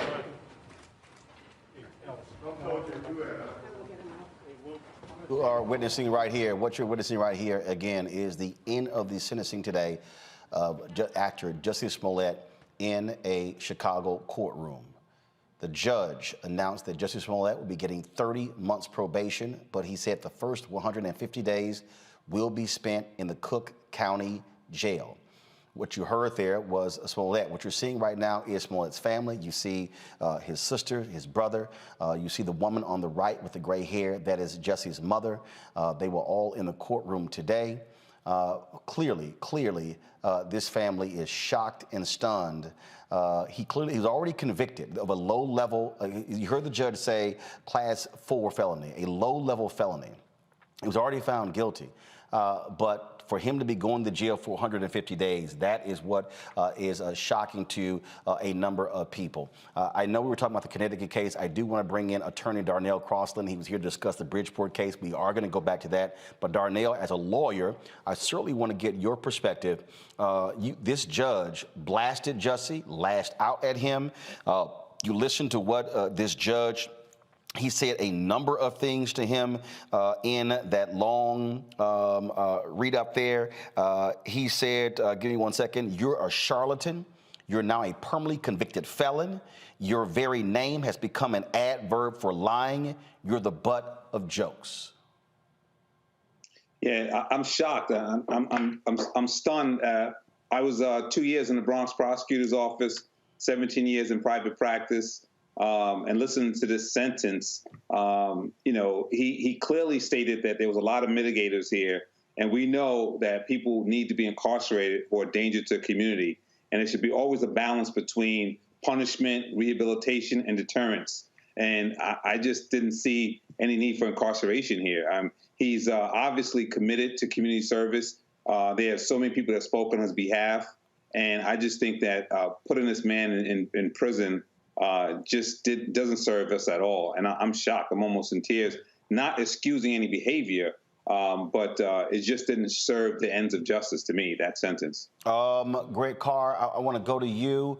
You hit the judge lay all of these different things out. He talked about a number of different things, called him a sociopath.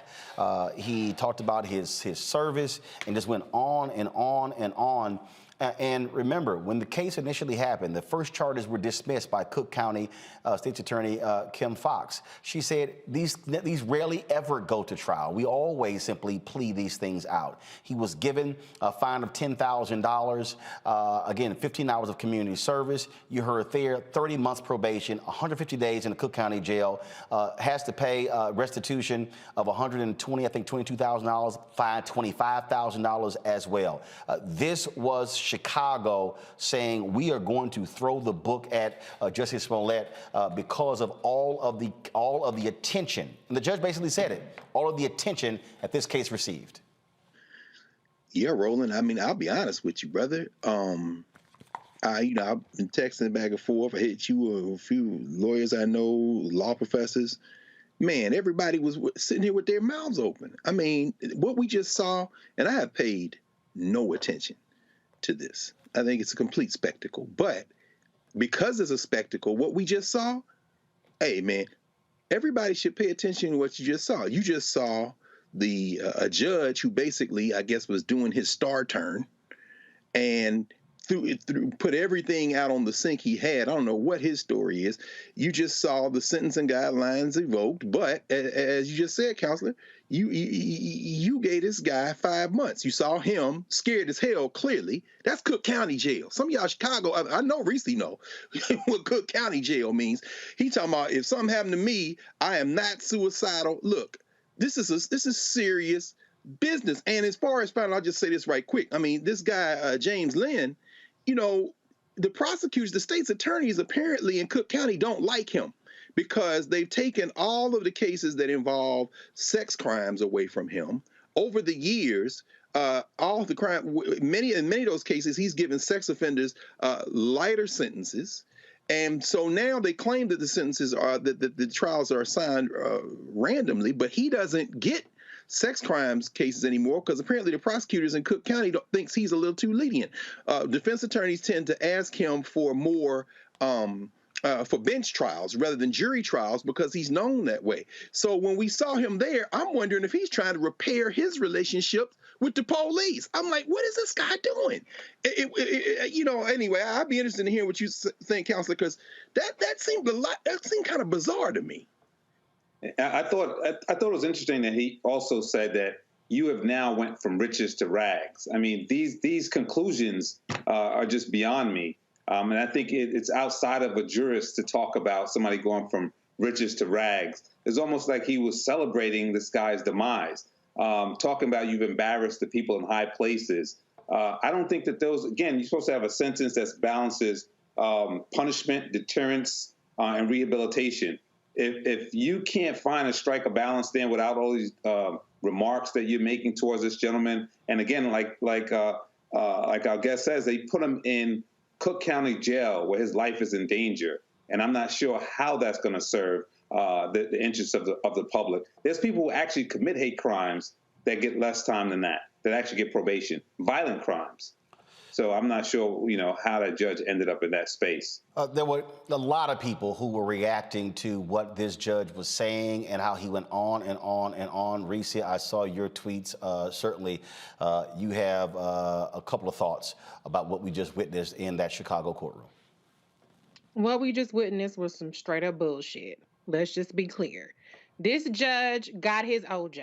Because white folks been simmering ever since OJ got off in the 90s. And so any chance they get to smack a black ass motherfucker down that's rich, that's famous, that they can say he's fallen from grace, rags to riches, what that got to do with any goddamn thing, I don't know. They're going to take it. And that's what we saw. the way that he characterized Jussie, the way that he went in on him, he restated the whole damn case. And what have y'all been doing for the past 4 hours but stating all the shit that he just sat up there and stated? It's bullshit. It's about getting their OJ, you know? And that's not even about innocence or guilt. It's about the fact that they don't like to see Black folks, what they believe, get away with something. So this was about smacking him down. To sit up there and say it was an aggravating factor that this was premeditated, all that shit he talked about was baked into these bogus ass charges, charging him 6 times for the same damn crime. If you want to believe it's a crime. That's all this was about. It's about humbling a wealthy, famous Black man. He completely set aside and disregarded all of the character witnesses and sentenced him to 5 months incarceration over what? And I don't believe anything he said about, oh, you're doing injustice to hate crimes. This shit happened 3 years ago. Okay? So what has happened? Where is the statistical data that says hate crime reports have gone down? They've gone up. Where hate crime convictions are harder to obtain? They're not. You want to talk about the cost to the city of Chicago? What about the fact that the city of Chicago for the past decade has put out $500 million of police misconduct, false arrests, improper search and seizure, police brutality, et cetera, et cetera. And you talking about this $130,000? If you fired one of the cops that has the highest amount of payouts, that would wipe out Jussie's books. But okay, fine. Get the restitution if you want to get the restitution. Get the probation, but to sentence him to 5 months in Cook County jail with murderers and rapists, which, by the way, as Dr. Carr pointed out, he didn't just give lesser or lower sentences. He actually set aside jury verdicts, convictions of sex offenders and gave them lower sentences. He statistically did that higher than any other judge. So he is completely full of shit when he talks about being a serious person deliberating the sentence or the crime charge. Because if you are that hard on Jussie Smollett, but you go easy on sex offenders, there's something wrong with your ass. I knew of course, we were in the middle of the story out of Bridgeport, Connecticut, and State Senator Marilyn Moore was holding. Senator Moore, if you like, certainly you watched this. We were all watching it, riveted by it. Just any reaction you may have to what we just witnessed out of Chicago. Well, every time I think I can be surprised, I'm not surprised, because I see it every place we go. The unfairness, what he did, if he did it, it's wrong. But that soliloquy for 40 minutes, I thought was uncalled for. I just thought it was uncalled for. And his summary of what Jussie did to his community and to his friends in high places and all those things and being a joke, I thought that's all uncalled for as a professional. I would not have expected that. Larry, your thoughts on what we just witnessed? Roland, I thought I was watching an episode of Law and Order. That's all I kept thinking when I heard the judge and his long statement, and it, like everyone else, I'm shocked. And I don't know, once we talk about the disproportionate rate in which Black people are treated when it comes to, being arrested, and then, how we're dealt with once we're, go to trial. And this is pretty much what we talk about all the time, right? And so we have to once again ask ourselves, when people say that when Black people are raising concerns about, us being disproportionately arrested, and then also in terms, like I said, how we're treated by the judicial system, this is exhibit A of what we're talking about. Obviously, this is a high-profile case. The judges were very aware of that, and all the other people who raised concerns over the last couple of years over the trial, and also the agreement. But once again, is this real life, or is this TV? And once again, like I said, I feel like I need to shake myself to make sure, like I said, I haven't fallen asleep, woken up, and I'm watching an episode of Law and Order in the middle of the night. The thing is, he was found guilty. He was Darnell. He was found guilty. But again, we talk about a low level 4 felony. And when you look at the amount of money, first of all, that you spend, the question still comes out. You fine him $130,000. Does it make sense to also send him to jail for 150 days? now that there should never be a trial tax, which means that you should not be punished more because you went to trial. I just beat a murder case about 3 months ago here in Connecticut, and the judge said on the record, just because your client was found not guilty doesn't mean he was found innocent. So and we've always said we have to respect the jury's verdict. For this judge to say that he perjures himself for hours upon hours upon hours, this judge is making a conclusion that he's the jury and that what Jussie was saying wasn't true. I thought that was shocking to hear him say, because first of all, an individual who testifies can say what they want to say. And even if the jury finds them guilty, well, they find them guilty. But for him to say, you perjured yourself? Right. How can he make that conclusion? He doesn't know. He wasn't there. You know, I mean, if you don't believe him, that's fine. We leave it to the jury. And juries been wrong. The juries have been wrong in history. But we respect their verdict. But you don't get on the bench and say that you lied, you lied, you lied. Who are you? How do you know that? You know, so I thought that was highly inappropriate. And again, you know, he talked about you made $2 million a year as though he was angry about that. And it was just not focused on what it should be focused on, whether in fact he's a danger to the community, whether in fact probation is sufficient but not greater than. In the federal court, the judges always on the 3553A factors, the Booker case, said you must sentence or fashion a sentence that's sufficient but not greater than that's needed to meet the ends of justice.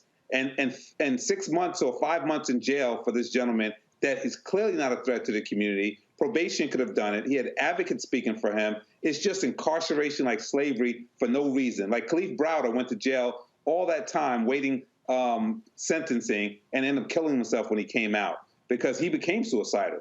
And he's just damaging this guy. And he could probably do public service announcements and do other things outside of jail that could serve us better than just locking him up in cages. Folks, you can weigh in on this. The phone number to call is 202-890-1199, 202-890-1199. Remember, those of you who are members of our Bring the Funk fan club, you get to actually call in. You support this show. And so we cross-check those names. And so if you're a member of our Bring the Funk fan club, and you want to share your thoughts regarding the Jussie Smollett sentencing, call 202-890-1199. Greg Carr, when we unpack this, and look, there are African Americans who were pissed off with Jussie Smollett. There are African Americans who believe that Jussie Smollett was wrong. They believe that he did indeed commit a hoax. You heard there at the end where he proclaimed, "I am innocent." He made it. He did not back down from that.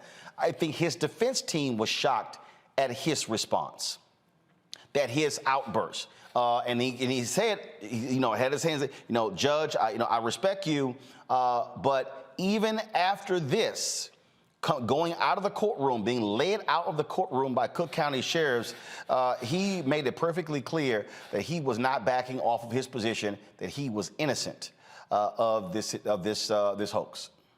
Of course, and I agree with you, Doc. Dr. Walker, was almost like Law and Order or maybe an episode of Empire. I think, and we were all doing the same thing. We were trying to read body language and faces, looking at the black bailiff over there, the brother over in the corner. We wondering, is this what this judge does? Does Lynn go on like this, on and on and on? Looking at his defense attorneys, my man said, you representing him? He said, yeah, for now. And then the sister came up trying to get the thing set aside. I mean, at this point, if I were them, I'd probably be trying to ask for some protective custody because the Cook County Jail ain't the penitentiary. But at the same time, there's a lot of moving parts here. But at the end of the day, when he said what he said, it almost sounds like a setback is a setup for a comeback. In other words, are you trying to frame the narrative not only to steel yourself against what you might be facing for the next 5 months in Cook County Jail, but for whatever narrative you're going to try to pitch to Netflix after that's over? Because at the end of the day, as John Henry Clark, the historian, used to say, in some stories, it ain't no good guys. I'm certainly not caping for Jussie Smollett. His whole defense was he didn't do it. Now, do I believe he did it? Absolutely. Do I believe that that's defensible action? I do not. At the same time, though, when he went, quote unquote, off script, at least to everybody else, he was probably right on script for the only play he has decided he has, which is, if I'm going to tell this lie, I'm going to lie all the way to the end of the line. I mean, I think what we just saw was, in fact, I agree with you, Larry. It's like real-time theater. But I think he just said, hell, if I'm going to say I'm not guilty, I'm damn sure not going to switch it up now, especially after the man called me a liar from the bench and said my name is synonymous with lying. I'm like, yo. Yeah, that was I was very to be perfectly honest, Reese. I was very shocked by that reaction. We were in New York last week for the 95th birthday celebration of Harry Belafonte. Jussie Smollett was actually there. The interview that he did with us was the only interview that he did with any media. He has not spoken publicly since this trial started. Has not said much at any interviews at all. But even I sat here with my mouth open after that judge sentencing to see the reaction from him. You clearly saw his attorneys were trying to, first of all, set aside the sentence, trying to keep him out of jail. If we had that video and you roll it back, I mean, you can see his defense team scrambling. I mean, they were literally like, what the hell just happened? I think even they were shocked and stunned when he was sentenced. Yeah, they thought that was. Why. Oh, I'm sorry.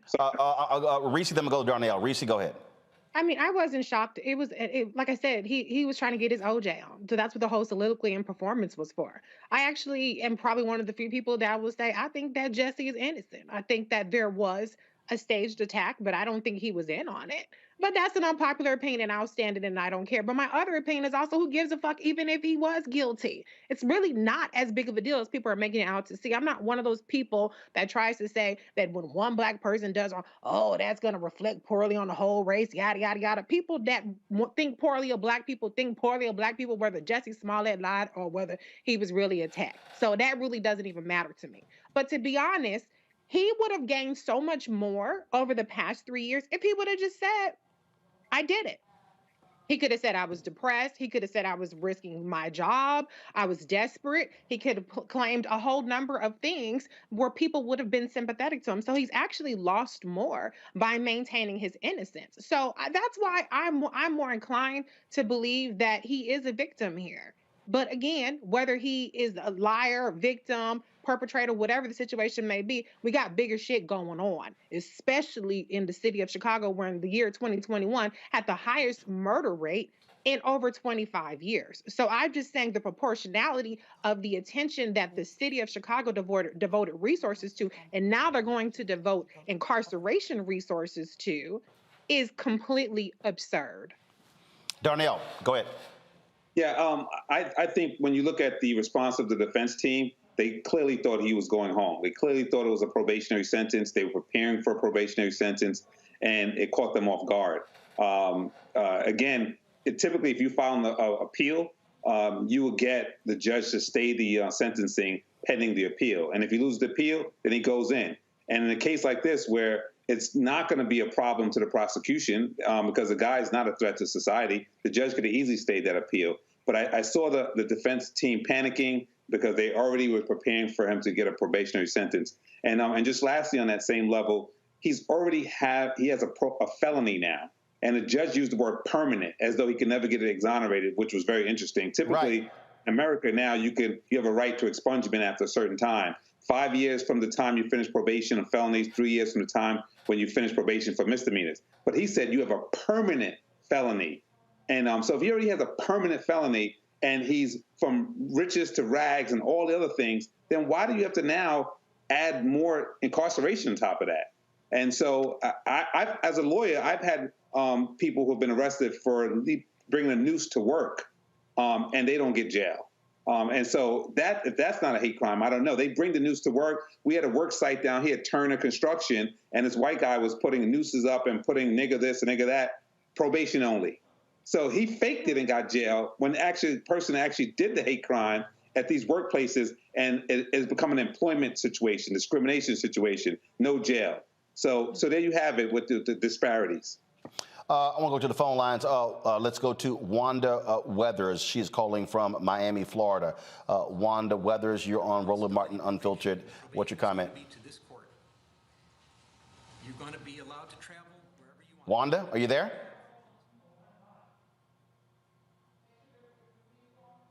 Wanda Weathers, are you there? All right, folks, let me know when y'all get the phone call straight. Larry, it was interesting listening to that. It was sort of, I think, let me just go ahead and say it. I think it was also sort of bait and switch by the judge. Because he goes 30 months probation, he goes on and on, he goes through, you're gonna pay the amount. Oh, by the way, you're gonna begin the first 150 days of your probation in Cook County Jail. And I was like, that's where I think the defense also was shocked and stunned. Yeah, Roland, defense, everyone in the courtroom, everyone watching it, including us, you hear from everyone on this panel was completely shocked. I was shocked. And you say you're reading the body language, listen to the judge go on and on and on. And like I said, it feels like a docudrama or something. It didn't even feel like real life. And it also felt like there are a couple of things. I feel like the judge was performing, first of all. And second of all, it seemed like he was unpacking a lot of his feelings about, maybe celebrities or, I don't know. But it sounded like he spent a lot of time unpacking his own personal feelings. And look, judges are human beings like everyone else. But like I said, 5 months to send him to jail when he's not a threat to the community is baffling. And like I said, we talk about these issues once again about obviously, celebrity, but also the reminder. I thought it was also interesting, Roland. He mentioned his racial background, which I thought was very odd. And also maybe it was telling in the very beginning of the conversation that we should have known that maybe down the line something else was going to happen. Because when he mentioned that, I'm thinking, how does this relate to what's happening? But then I reminded myself, I know what's going on, and I should prepare myself for an interesting outcome. But once again, he did kind of do a bait and switch. He went on, kind of talked about, members of NAACP, Jesse Jackson being a Rainbow Push Coalition. You're a social justice advocate. You've done all this wonderful work, et cetera, et cetera. Two things we should have realized when he talked about his racial background and how much money he made. And when we heard those two things, we should have known at the very end that something else is going down. Let's go to the phone lines. If we can now get Wanda Weathers, she's calling from Miami, Florida. Wanda, you're on Roland Martin Unfiltered. What's your reaction to the Jussie Smollett sentencing? Yes. I'm trying to figure out how it is that the Karens were getting away with all these false accusations over the past couple of years, and they get a slap on the hand. And now here you are, you have someone who's an actor, and you want to give him 150 days inside of a nasty jail. I just don't understand it. It makes no sense. Excellent point. Who wants to respond to that? I'll just say real quick, Dr. Walker, Larry, you said it right. Sister Wanda, I think what we just saw was, and I think you're right, Larry, this was an opportunity for that judge to do a lot of things. His star turn, wash his sins, squash some beefs with the state's attorney's office, show that he's tough, show that he's a white liberal ex-hippie in Chicago, a black city where he's been sitting on the bench for decades, and he don't want Jesse Jackson and them mad at him. A whole lot was going on in that. And at the end of the day, in trying to speak to everything and everybody, he said nothing to anybody. And as I said, whether Jussie Smollett did it or not is secondary. I hope it remains secondary with the time he's going to spend in the county, because that's no joke in Chicago. And as you say, Racy, there are real issues going on in Chicago. But the real issue, what we face is when you have somebody like this, who is a white-hot celebrity that everybody is looking at, that becomes the prism for all the underlying problems that have nothing to do with that actual act. That judge said a whole lot of nothing. And when he talked about celebrity, when he talked about race, as you say, Larry, when he did all that, what you basically saw is all of the sores and sins of the collisions of where we are in this country visited upon somebody, because this cat realized he had the biggest megaphone he was ever going to have in his life. And it definitely was, again, the protection, if you will, there of the police department, where he singled out the homicide division in particular. Thought that was interesting. Let's actually go to... Doesn't solve crimes. Yeah, let's go to Tracy Logan. She's calling from Chicago. Tracy Logan, you're on Roland Martin Unfiltered. Hey, Roland. Good to see everybody. Thanks for the panel. And let me just say, Reese, I love you. Don't change your cursing for nothing because we're alike, so loving that. Just kind of wanted to tell you guys, Chicago, look, politics, the law, everything is not how it seems. So I would say that we have a very different feeling about Jussie here. A lot of people didn't think he was innocent. A lot of people thought that it was a hoax. A lot of Black people were upset that, he did this. So I know you guys all have a lot of good comments. And no, I don't think most people thought that he would get 150 days in lockup, because I don't think anybody thought that that was necessary. Maybe, a slap on the wrist, probation, maybe a week, because he does not want to be locked up in Cook County for no reason. Just like Dr. Carr was saying, you don't want to be there.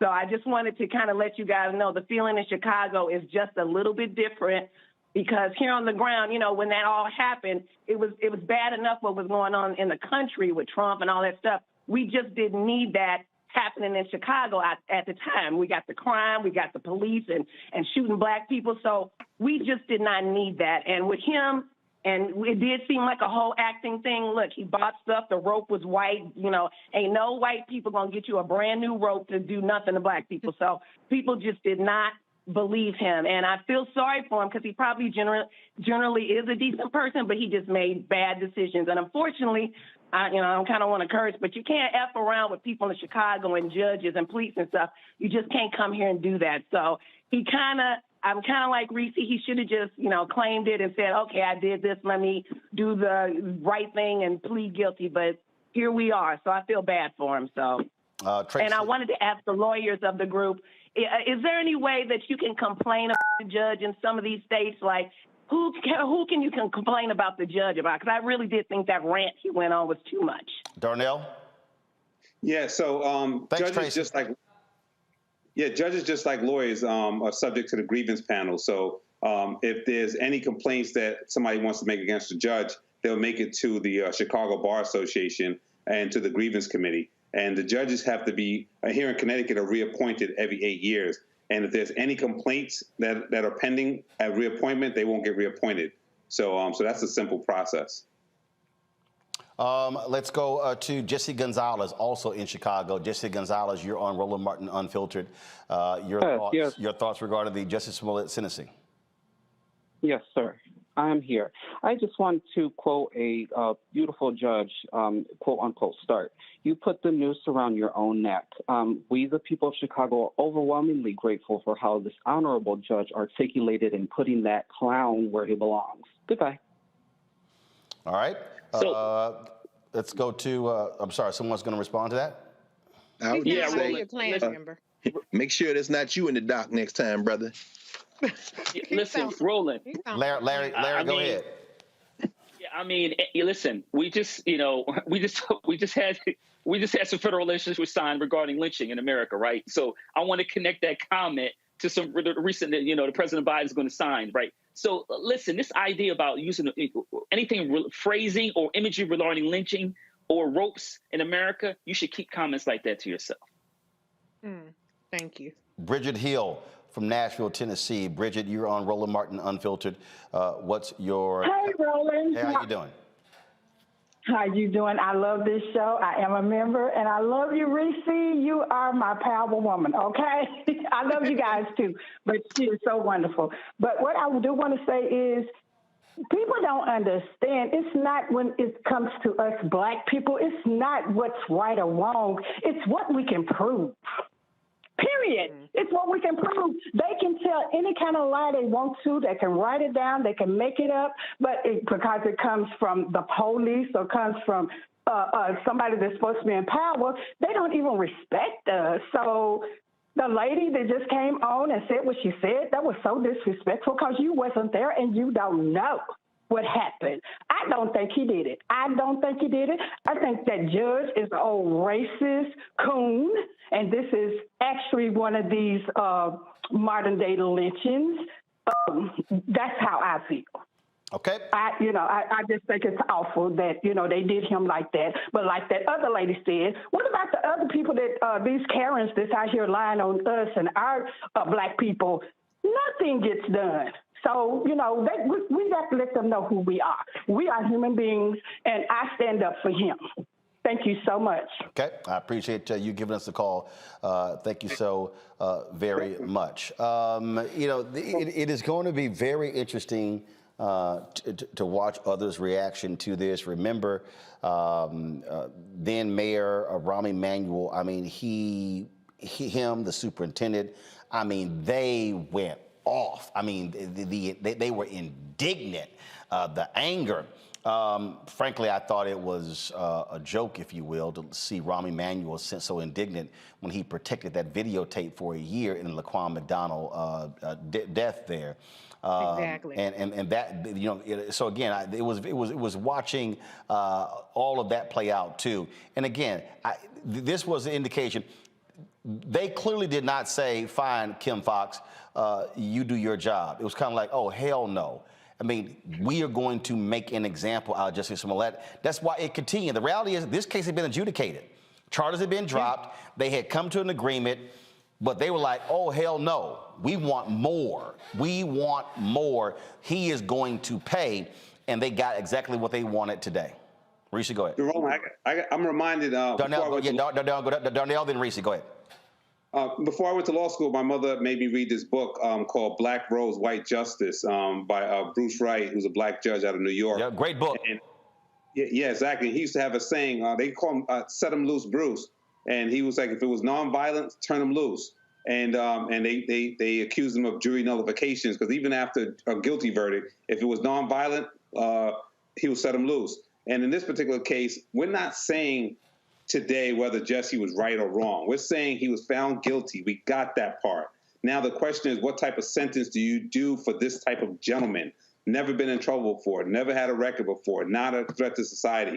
And to put him in chains in Cook County, I can't possibly see that fitting all the remarks that the judge was trying to make with the mitigations, with the support. And at the end, like everybody in the panel said, it was like he was almost letting them walk. And then he said, "Oh, by the way, just put this nigger on here for 150 days. I thought he was going to do maybe 30 days, but 150 days? You know, that just, you know, that doesn't comport. And again, it's black robes, white justice all day long. To the control room, if y'all could, if you could pull up our Facebook page. So a couple of things are happening right now. We're live on Roland Martin Unfiltered. I know we're going over our 8 o'clock time. We also have a live stream up on the Black Star Network app of a camera that is outside of the courtroom, waiting to hear if Jussie's family or even the prosecutors or others are going to speak there. And so we're going to go live to that if they do approach the microphone there. I do want to show, though, before I go to Reese, I want to show again for the folks what happened after the judge sentenced Jussie Smollett to 30 months in probation, but then said 150 days first in the Cook County Jail. This was Jussie's reaction. I am not suicidal. That's what I would like to say. I am not suicidal. Okay. I am not suicidal. I am innocent, and I am not suicidal. If I did this, then it means that I stuck my fist in the fears of black Americans in this country for over 400 years and the fears of the LGBTQ community. Your Honor, I respect you and I respect the jury, but I did not do this, and I am not suicidal. And if anything happens to me when I go in there, I did not do it to myself, and you must all know that. I respect you, Your Honor. I respect your decision. Jail time, I am not suicidal. Okay. Mr. Uche, let me inquire, are there any post-sentencing motions you care to present right now? Yes, Judge. Yes, Ms. Bill. The defense would wish to present a motion to reconsider sentence and file it in stanter. It is timely filed. Thank you, Judge. And let me say, I've obviously considered the sentence at great length. And it's timely filed, so it's preserved for purposes of appeal. Motion to reconsider sentence is respectfully denied. And is there another? One second, Randy. Anything else? Just a second. Is there going to be a notice of appeal filed? Yes, Judge. We filed a notice of appeal. We're going to be emailing it to the clerk right now, to the office. You're doing it in stanter, and are you going to be handling the appeal? Judge, as of now, yes. Well, you have to commit to Yes, the Judge. appeal Yes, through the yes, appellate we're court. filing a notice Okay. of appeal. All right, notice of appeal may be filed. Charlotte, and now I need the prosecutors to work with Charlotte, the probation officer, to work out probation specifications with the conditions I just explained. 150 days in the county jail, restitution, fines. Oh, and also as well. That's statutory. So you have to fill out the probation specifications, and I'm going to get somebody to help you do that. But we need to get that done in Stanford. Anything else today? Yes. Your Honor, if I may, in light of the notice of appeal, we would ask that you suspend the jail sentence in light of the in-stantia filing of the notice of appeal. Did I do what? Suspend the jail sentence in light of the notice of filing of appeal. That will be respectfully denied. Your Honor. Yes, Mark. Mr. Lewis. If it can be stayed in light of our notice of appeal. No, I'm not staying. No. The wheels of justice turn slowly, and sometimes the hammer of justice has to fall, and it's falling right here, right now. I'm not staying this. This happens right here, right now. Charlotte? I know you said that Mr. Smollett didn't get. Yeah, I'll talk to you about it. I'll give you this. Okay. All right. Any other matters to come before the court today? All right. Defendants remanded to the custody of sheriff. Court is adjourned. I am not suicidal. Stop laughing about black. I am not suicidal, and I am innocent. I could have said that I was guilty a long time ago. Sometimes the hammer of justice has to fall. Go back to the, and this was the video again of his family leaving the courtroom. Obviously, I don't know what that remark was by one of the folks with the family to the court there, but wow. Even when you play that back, you see very clearly there, Darnell, where Jussie Smollett adamant that he is innocent. Yeah, you know, I was listening to that comment too. It sounded like somebody said, "Stop doing this to black people." So it was clear that they were supporting Jussie. But when you played that tape back, something came more clear to me. I think what Jussie was doing, and which is quite ingenious. He was saying, "I'm not suicidal." Because like with Sandra Bland and some other cases, if he goes in there and he ends up dead, and then they try to say, oh, he was just this actor that couldn't take this and he killed himself, he was already debunking that theory, that if I'm dead, they killed me. So that played in my head when he said it again, when you just replayed it. He was making it clear, they killed me. It wasn't me. Greg. He's right. Yes. It seemed like I said, there was a lot going on. Those attorneys seemed stunned. Their response was stunned. You know, obviously he's pled what he's pled, and he's sticking to his guns. If you're the attorney, I mean, do you ask for a psych eval at this point? I mean, you trying to get protective custody? Are you trying to get him out of Gen Pop? I mean, the reality is that this judge has done what he did. And I love the fact that in his star turn, he realized he had a mixed metaphor there. First of all, the wheels are turning and then the hammer fell. I'm like, is this a hammer on the wheel? I mean, but anyway, the point is that at that point, you need to be fighting for your client, because I agree with you, Kelsey. I mean, this cat got to go in there. And I mean, when you mix celebrity with a crime that has a sexual innuendo in it. I mean, this is a guy who, I mean, I don't know that I would be so much worried about the jailers, although Cook County is known as a book called Cook County that talks about the notorious history of Cook County Jail. But I'd also be worried about those inmates. I mean, to the point that Reese made a minute ago, I mean, that fist in the air, sure, the politics, but man, while we at home tonight, this cat is in Cook County Jail, and it ain't like any of us. Well, maybe not you, Ron, because you are a celebrity, but he is a celebrity and a young guy. I think it's just a lot for him to be concerned about. And as far as his lawyers are concerned, I don't know. I mean, and again, I'm not going to, obviously a curbstone opinion is worth what you paid for it, but I don't know, man. I just feel like his attorneys need to be regrouping now, trying to fight for this guy in the real world rather than trying to win some larger argument in society. Folks, if you are just tuning in, it was a little more than an hour ago actually less than an hour ago, when a Chicago judge sentenced Jussie Smollett to 30 months probation for a class 4 low-level felony. But then he said he must spend the first 150 days of his probation in Cook County Jail. And that was immediately. He was walked out of court by the Sheriff's Department, directed to Cook County Jail. I'm quite sure they're going to be soon posting his jail photo in the orange suit, if you will. He was not walked out in handcuffs. You see there, he was holding his overcoat, thrust his fist in the air, proclaiming his innocence.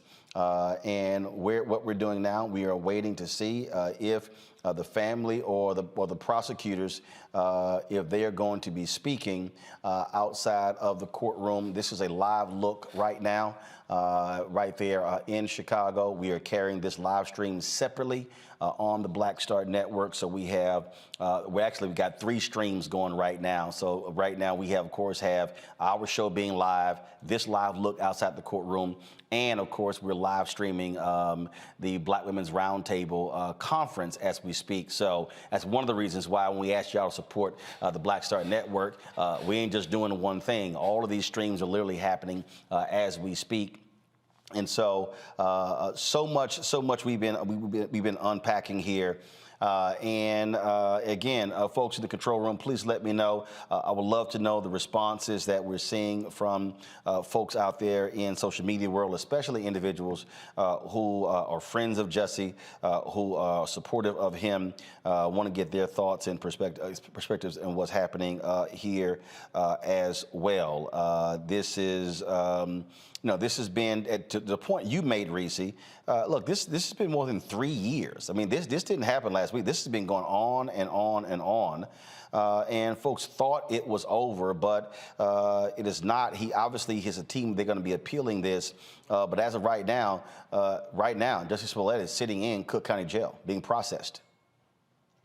Yeah, it's the whole pretext behind pursuing this beyond what was already adjudicated was that some heinous harm had been done to hate crimes victims, and there's absolutely zero proof of that. This is all about deflecting away from the corruption of the Chicago PD, the $500 million in claims that they've paid out, the high murder rate, which doesn't get solved, by the way, I know that as a Chicago resident, and the many other issues. And so if you can get everybody over here looking at Jussie, like Jussie is the worst thing that happened to the city of Chicago, give me a break. It's disgusting what's happening to him.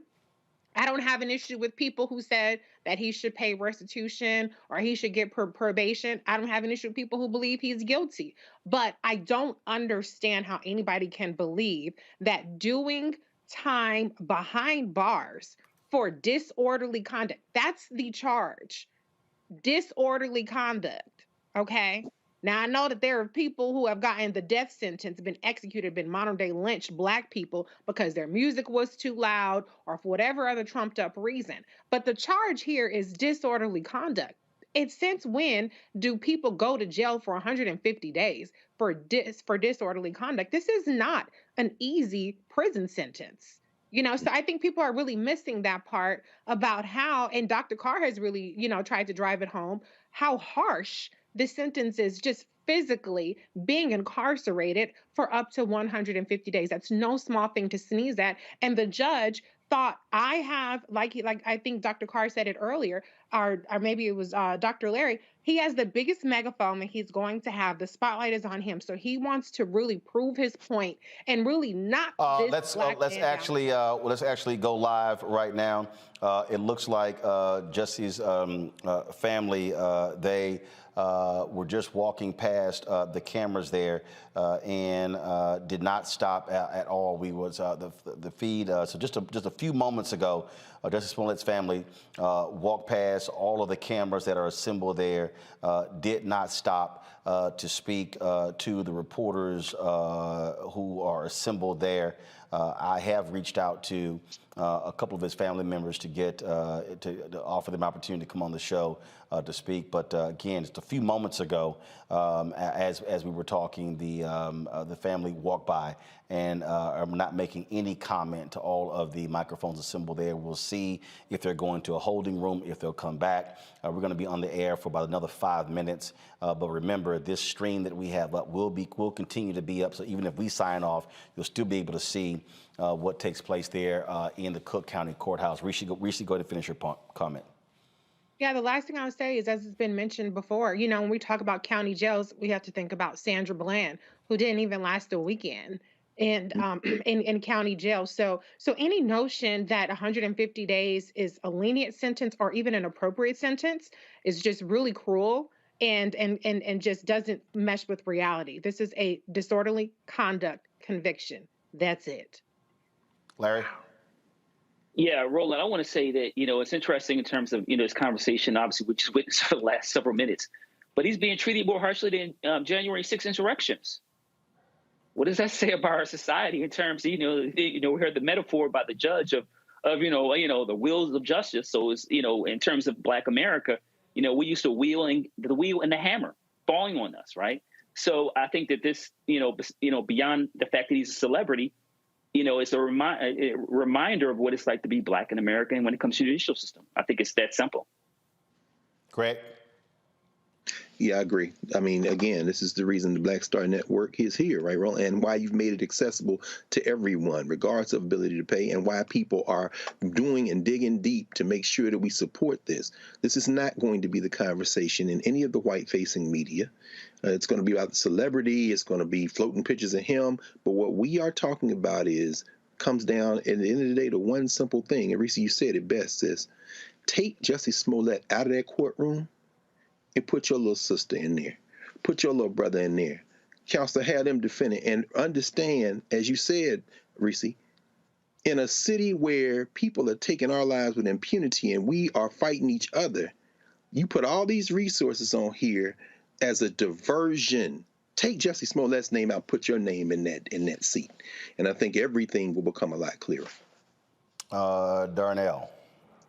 You know, I'm sitting here and I'm thinking about this, and when the judge gives this sort of passionate decision, and when they keep talking about hate crimes as though they really care about it, it's like they use this opportunity to all of a sudden care about hate crimes. Hate crimes is Michael Brown. Hate crimes is Eric Garner. Hate crimes is all those terrorists that kill these people, kill Black people on a daily basis.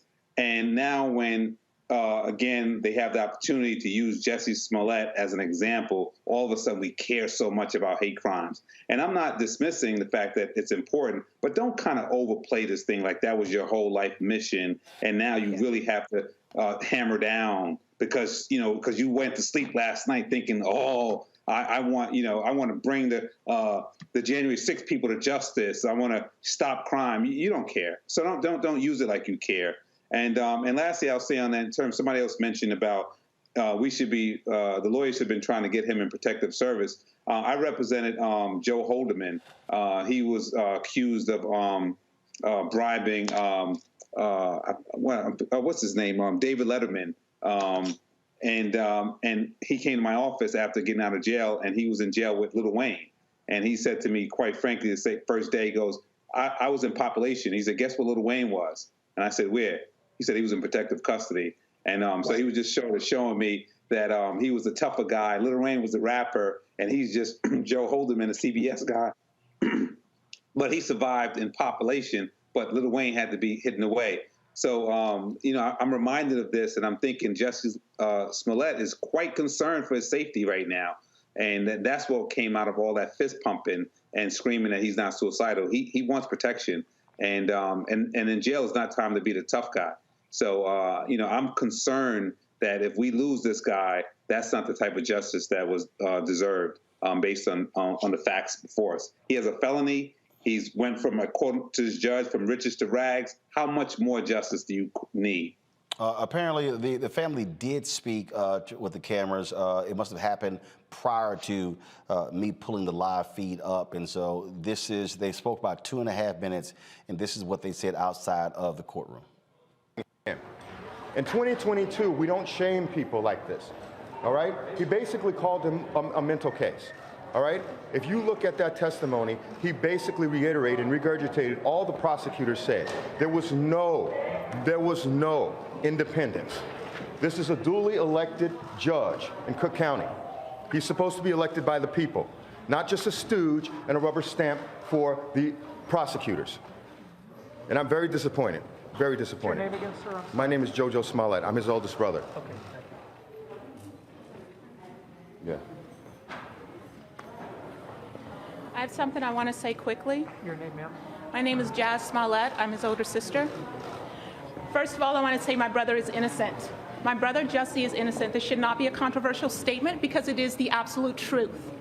What should be controversial is the entire miscarriage of justice this whole ordeal has been. I pray peace over my brother. I pray the peace of God over my brother and all victims of oppression and hate. I pray that we can do better as a world. May the God of peace be with you. Shalom. Your name, sir? My name is Jussie Smollett. I'm Jussie's youngest brother. My brother does not deserve this. I watched my brother go from being a complete victim, which he still is. He was attacked, and he is now going to jail for being attacked. I saw my brother get locked up within 2 weeks for being attacked. Do you know how crazy that is? They want to say in that court and say that he's the reason why folks aren't going to report hate crimes. They're the reason why folks aren't going to report hate crimes. Because none of you believed it. None of y'all believed it. We have letters from the NAACP, President Derek Johnson himself. We have letters from Rainbow Push Coalition. We have letters from the Innocence Project, all saying that he should not be in jail. And they put him in jail. That judge chastised him. He chastised my brother. He does not deserve this. He was attacked. Do people never once think, even the folks who are naysayers, do you ever once think, what happens if he's telling the truth? What if he's telling the truth? Do y'all ever think about how poorly you feel in that situation? He's in jail for 5 months. That is unacceptable. For being attacked. It is not his fault that folks are not going to believe survivors anymore. He is a survivor and he has been completely mistreated, and this has to stop.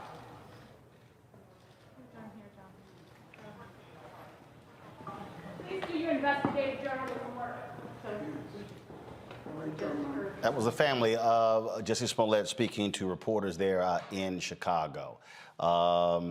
We extended our coverage for about 30 some odd minutes. We still, again, folks, we're going to end it here. If you want to see, if there will be any speakers from the prosecution team, simply go to the Black Star Network app. You will see the live feed that we have up, courtesy of the Associated Press. And so we have that, and looks like there was a point there where the attorneys were going to, prosecutors were going to address. This might be from earlier, not quite sure. Let me do this here. Let me switch feeds here. Let me see if we can go ahead and switch feeds here.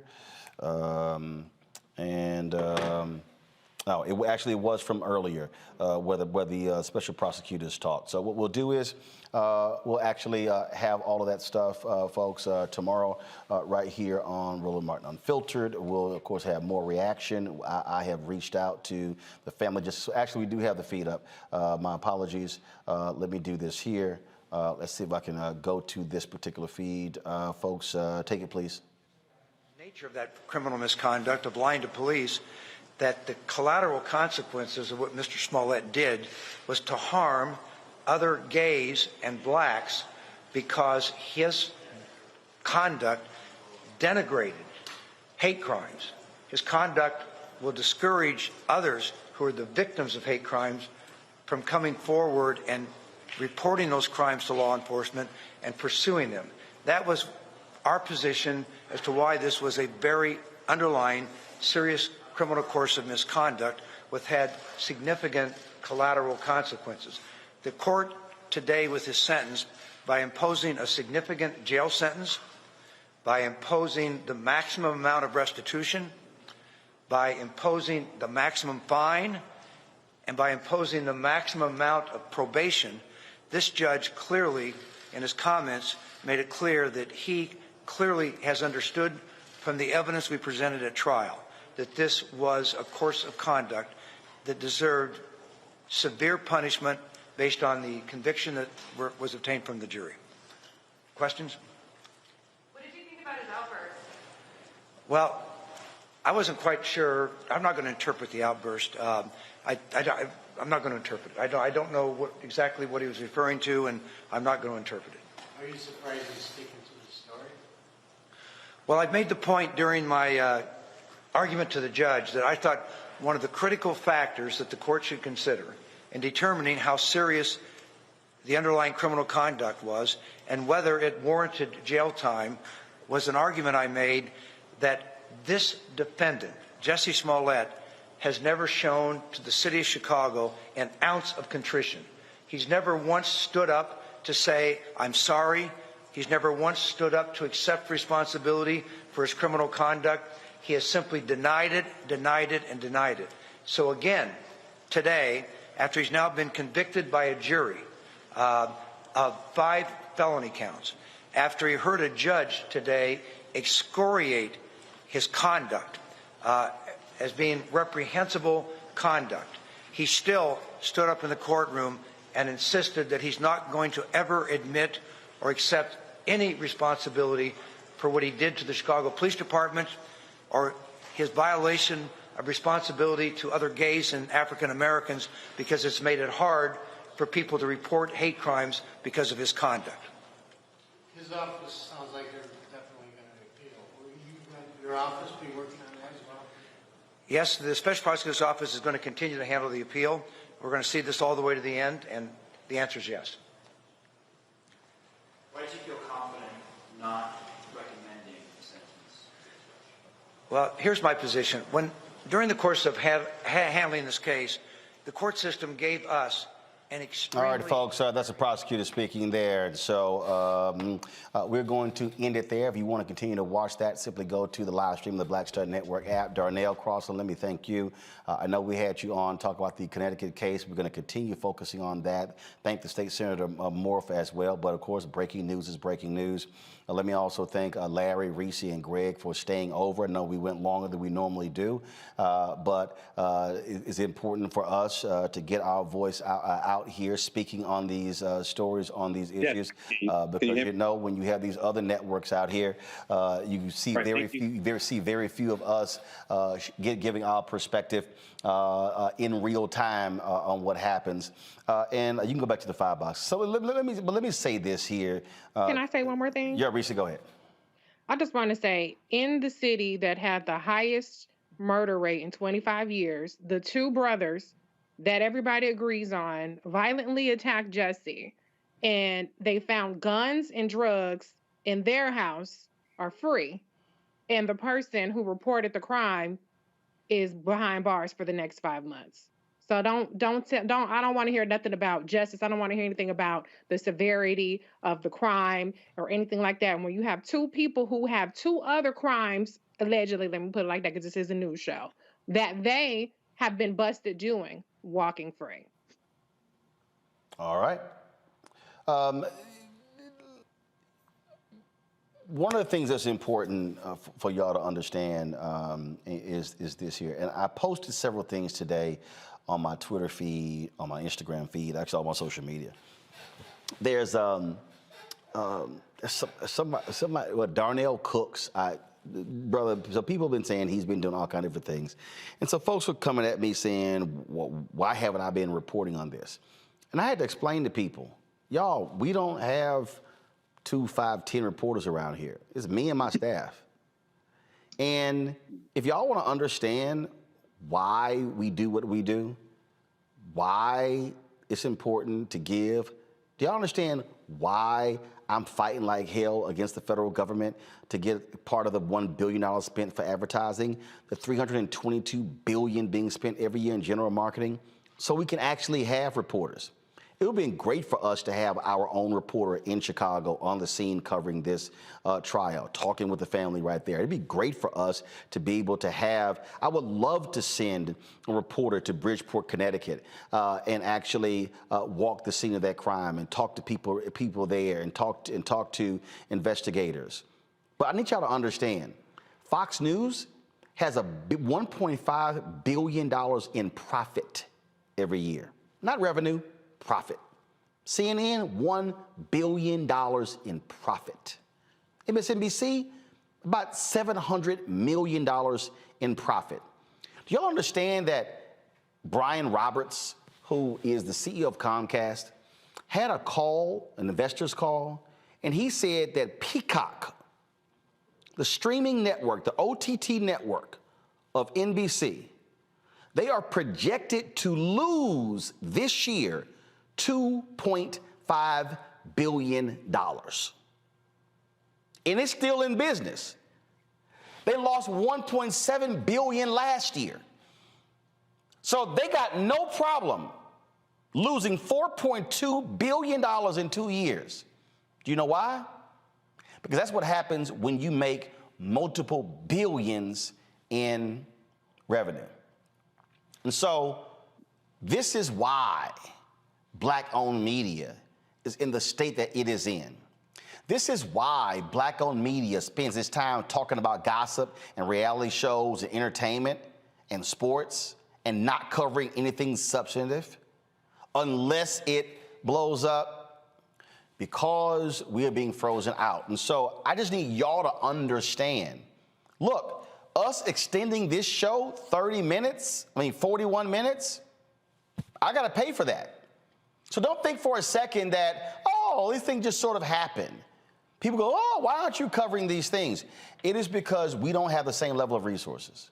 And so when you hear me talk about Black-owned advertising, I need you to like and comment and reshare on social media, because trust me, they're watching. They're paying attention. Because if not, we will never be able to cover our own story. Guys, play that video, play that again, the shot of Black-owned media. The only reason we're at this point is because we had Black media who actually sent people to places. And you see, look on that wall, Emerge, you see Ebony, you see Black Enterprise, you see Savoy, you see all of those, you see Ida B. Wells newspaper, you see Essence. Folks, those days are gone. Chicago Defender, Pittsburgh Courier, Atlanta Daily World, those worlds are gone. We have been decimated by the industry, folks, because of systematic racism. So we're in this fight, and we need you to be in this fight. And so that's why we say we got to download the app, because you know what they're looking at? First question they ask me, Roland, how many downloads you got? And if I say 32,000, we need 100,000 or 250,000. That's why it matters. And so we want you to download the Black Star Network app. When we ask you to give, it's because we're not getting the resources, okay? That's how you download the app. We asked you to give to our Bring the Funk fan club. I didn't put a subscription on this for a reason, because I knew our people could not, everybody couldn't spend that money. So yeah, when them brothers and sisters give me $1, trust me, that dollar plus another dollar plus $3 plus $5, it all adds up. And so Cash App, $RM Unfiltered, PayPal is R Martin Unfiltered, Venmo is RM Unfiltered, Zelle is Roland at RolandSMartin.com, Roland at RolandMartinUnfiltered.com, P.O. Box is 57196, Washington, D.C., 20037. I'm going to end this way. I spent 6 years at CNN. I spent 13 months at the Austin American-Statesman. I spent 2.5 years at the Fort Worth Star-Telegram. I've worked in mainstream media. I have no interest in working in mainstream media, because I'm not trying to ask somebody who doesn't look like me, can I please go cover Black people? And so there's a reason me working at KKDA Radio, Black Targeted, white owner but black targeted. Dallas Examiner, black owned. Dallas Weekly, black owned. Houston Defender, black owned. Chicago Defender, black owned. Major Broadcasting Cable Network, black owned. Savoy Magazine, black owned. BlackAmericanWeb.com, black owned. Tom Jones Morning Show, black owned. TV One, black owned. All of those black media entities I've worked at. And now we have, of course, Black Star Network and Roland Martin Unfiltered. We wish to plead our own cause, too long have others spoken for us. Folks, I'm telling you, we will rue the day when we 5, 10, 20, 30 years from now do not have black-owned media, and we're asking somebody else, can y'all please report us? Can y'all please talk about stuff from our perspective? I'm not interested in asking. I'm interested in us owning. So that's why we need your support. Darnell, Greg, Reese, Larry, I appreciate it. Thank you so very much. I appreciate all of you for watching as well. You know how to support us. We give y'all a shout out. And again, when y'all give to us on YouTube, don't give there. I appreciate YouTube. We only get 55 cents on every dollar you spend there. Give to us direct, where we get the full 100% when you give to us. Folks, that's it. I'll see you tomorrow right here on Roland Martin Unfiltered on the Black Star Network. Halt!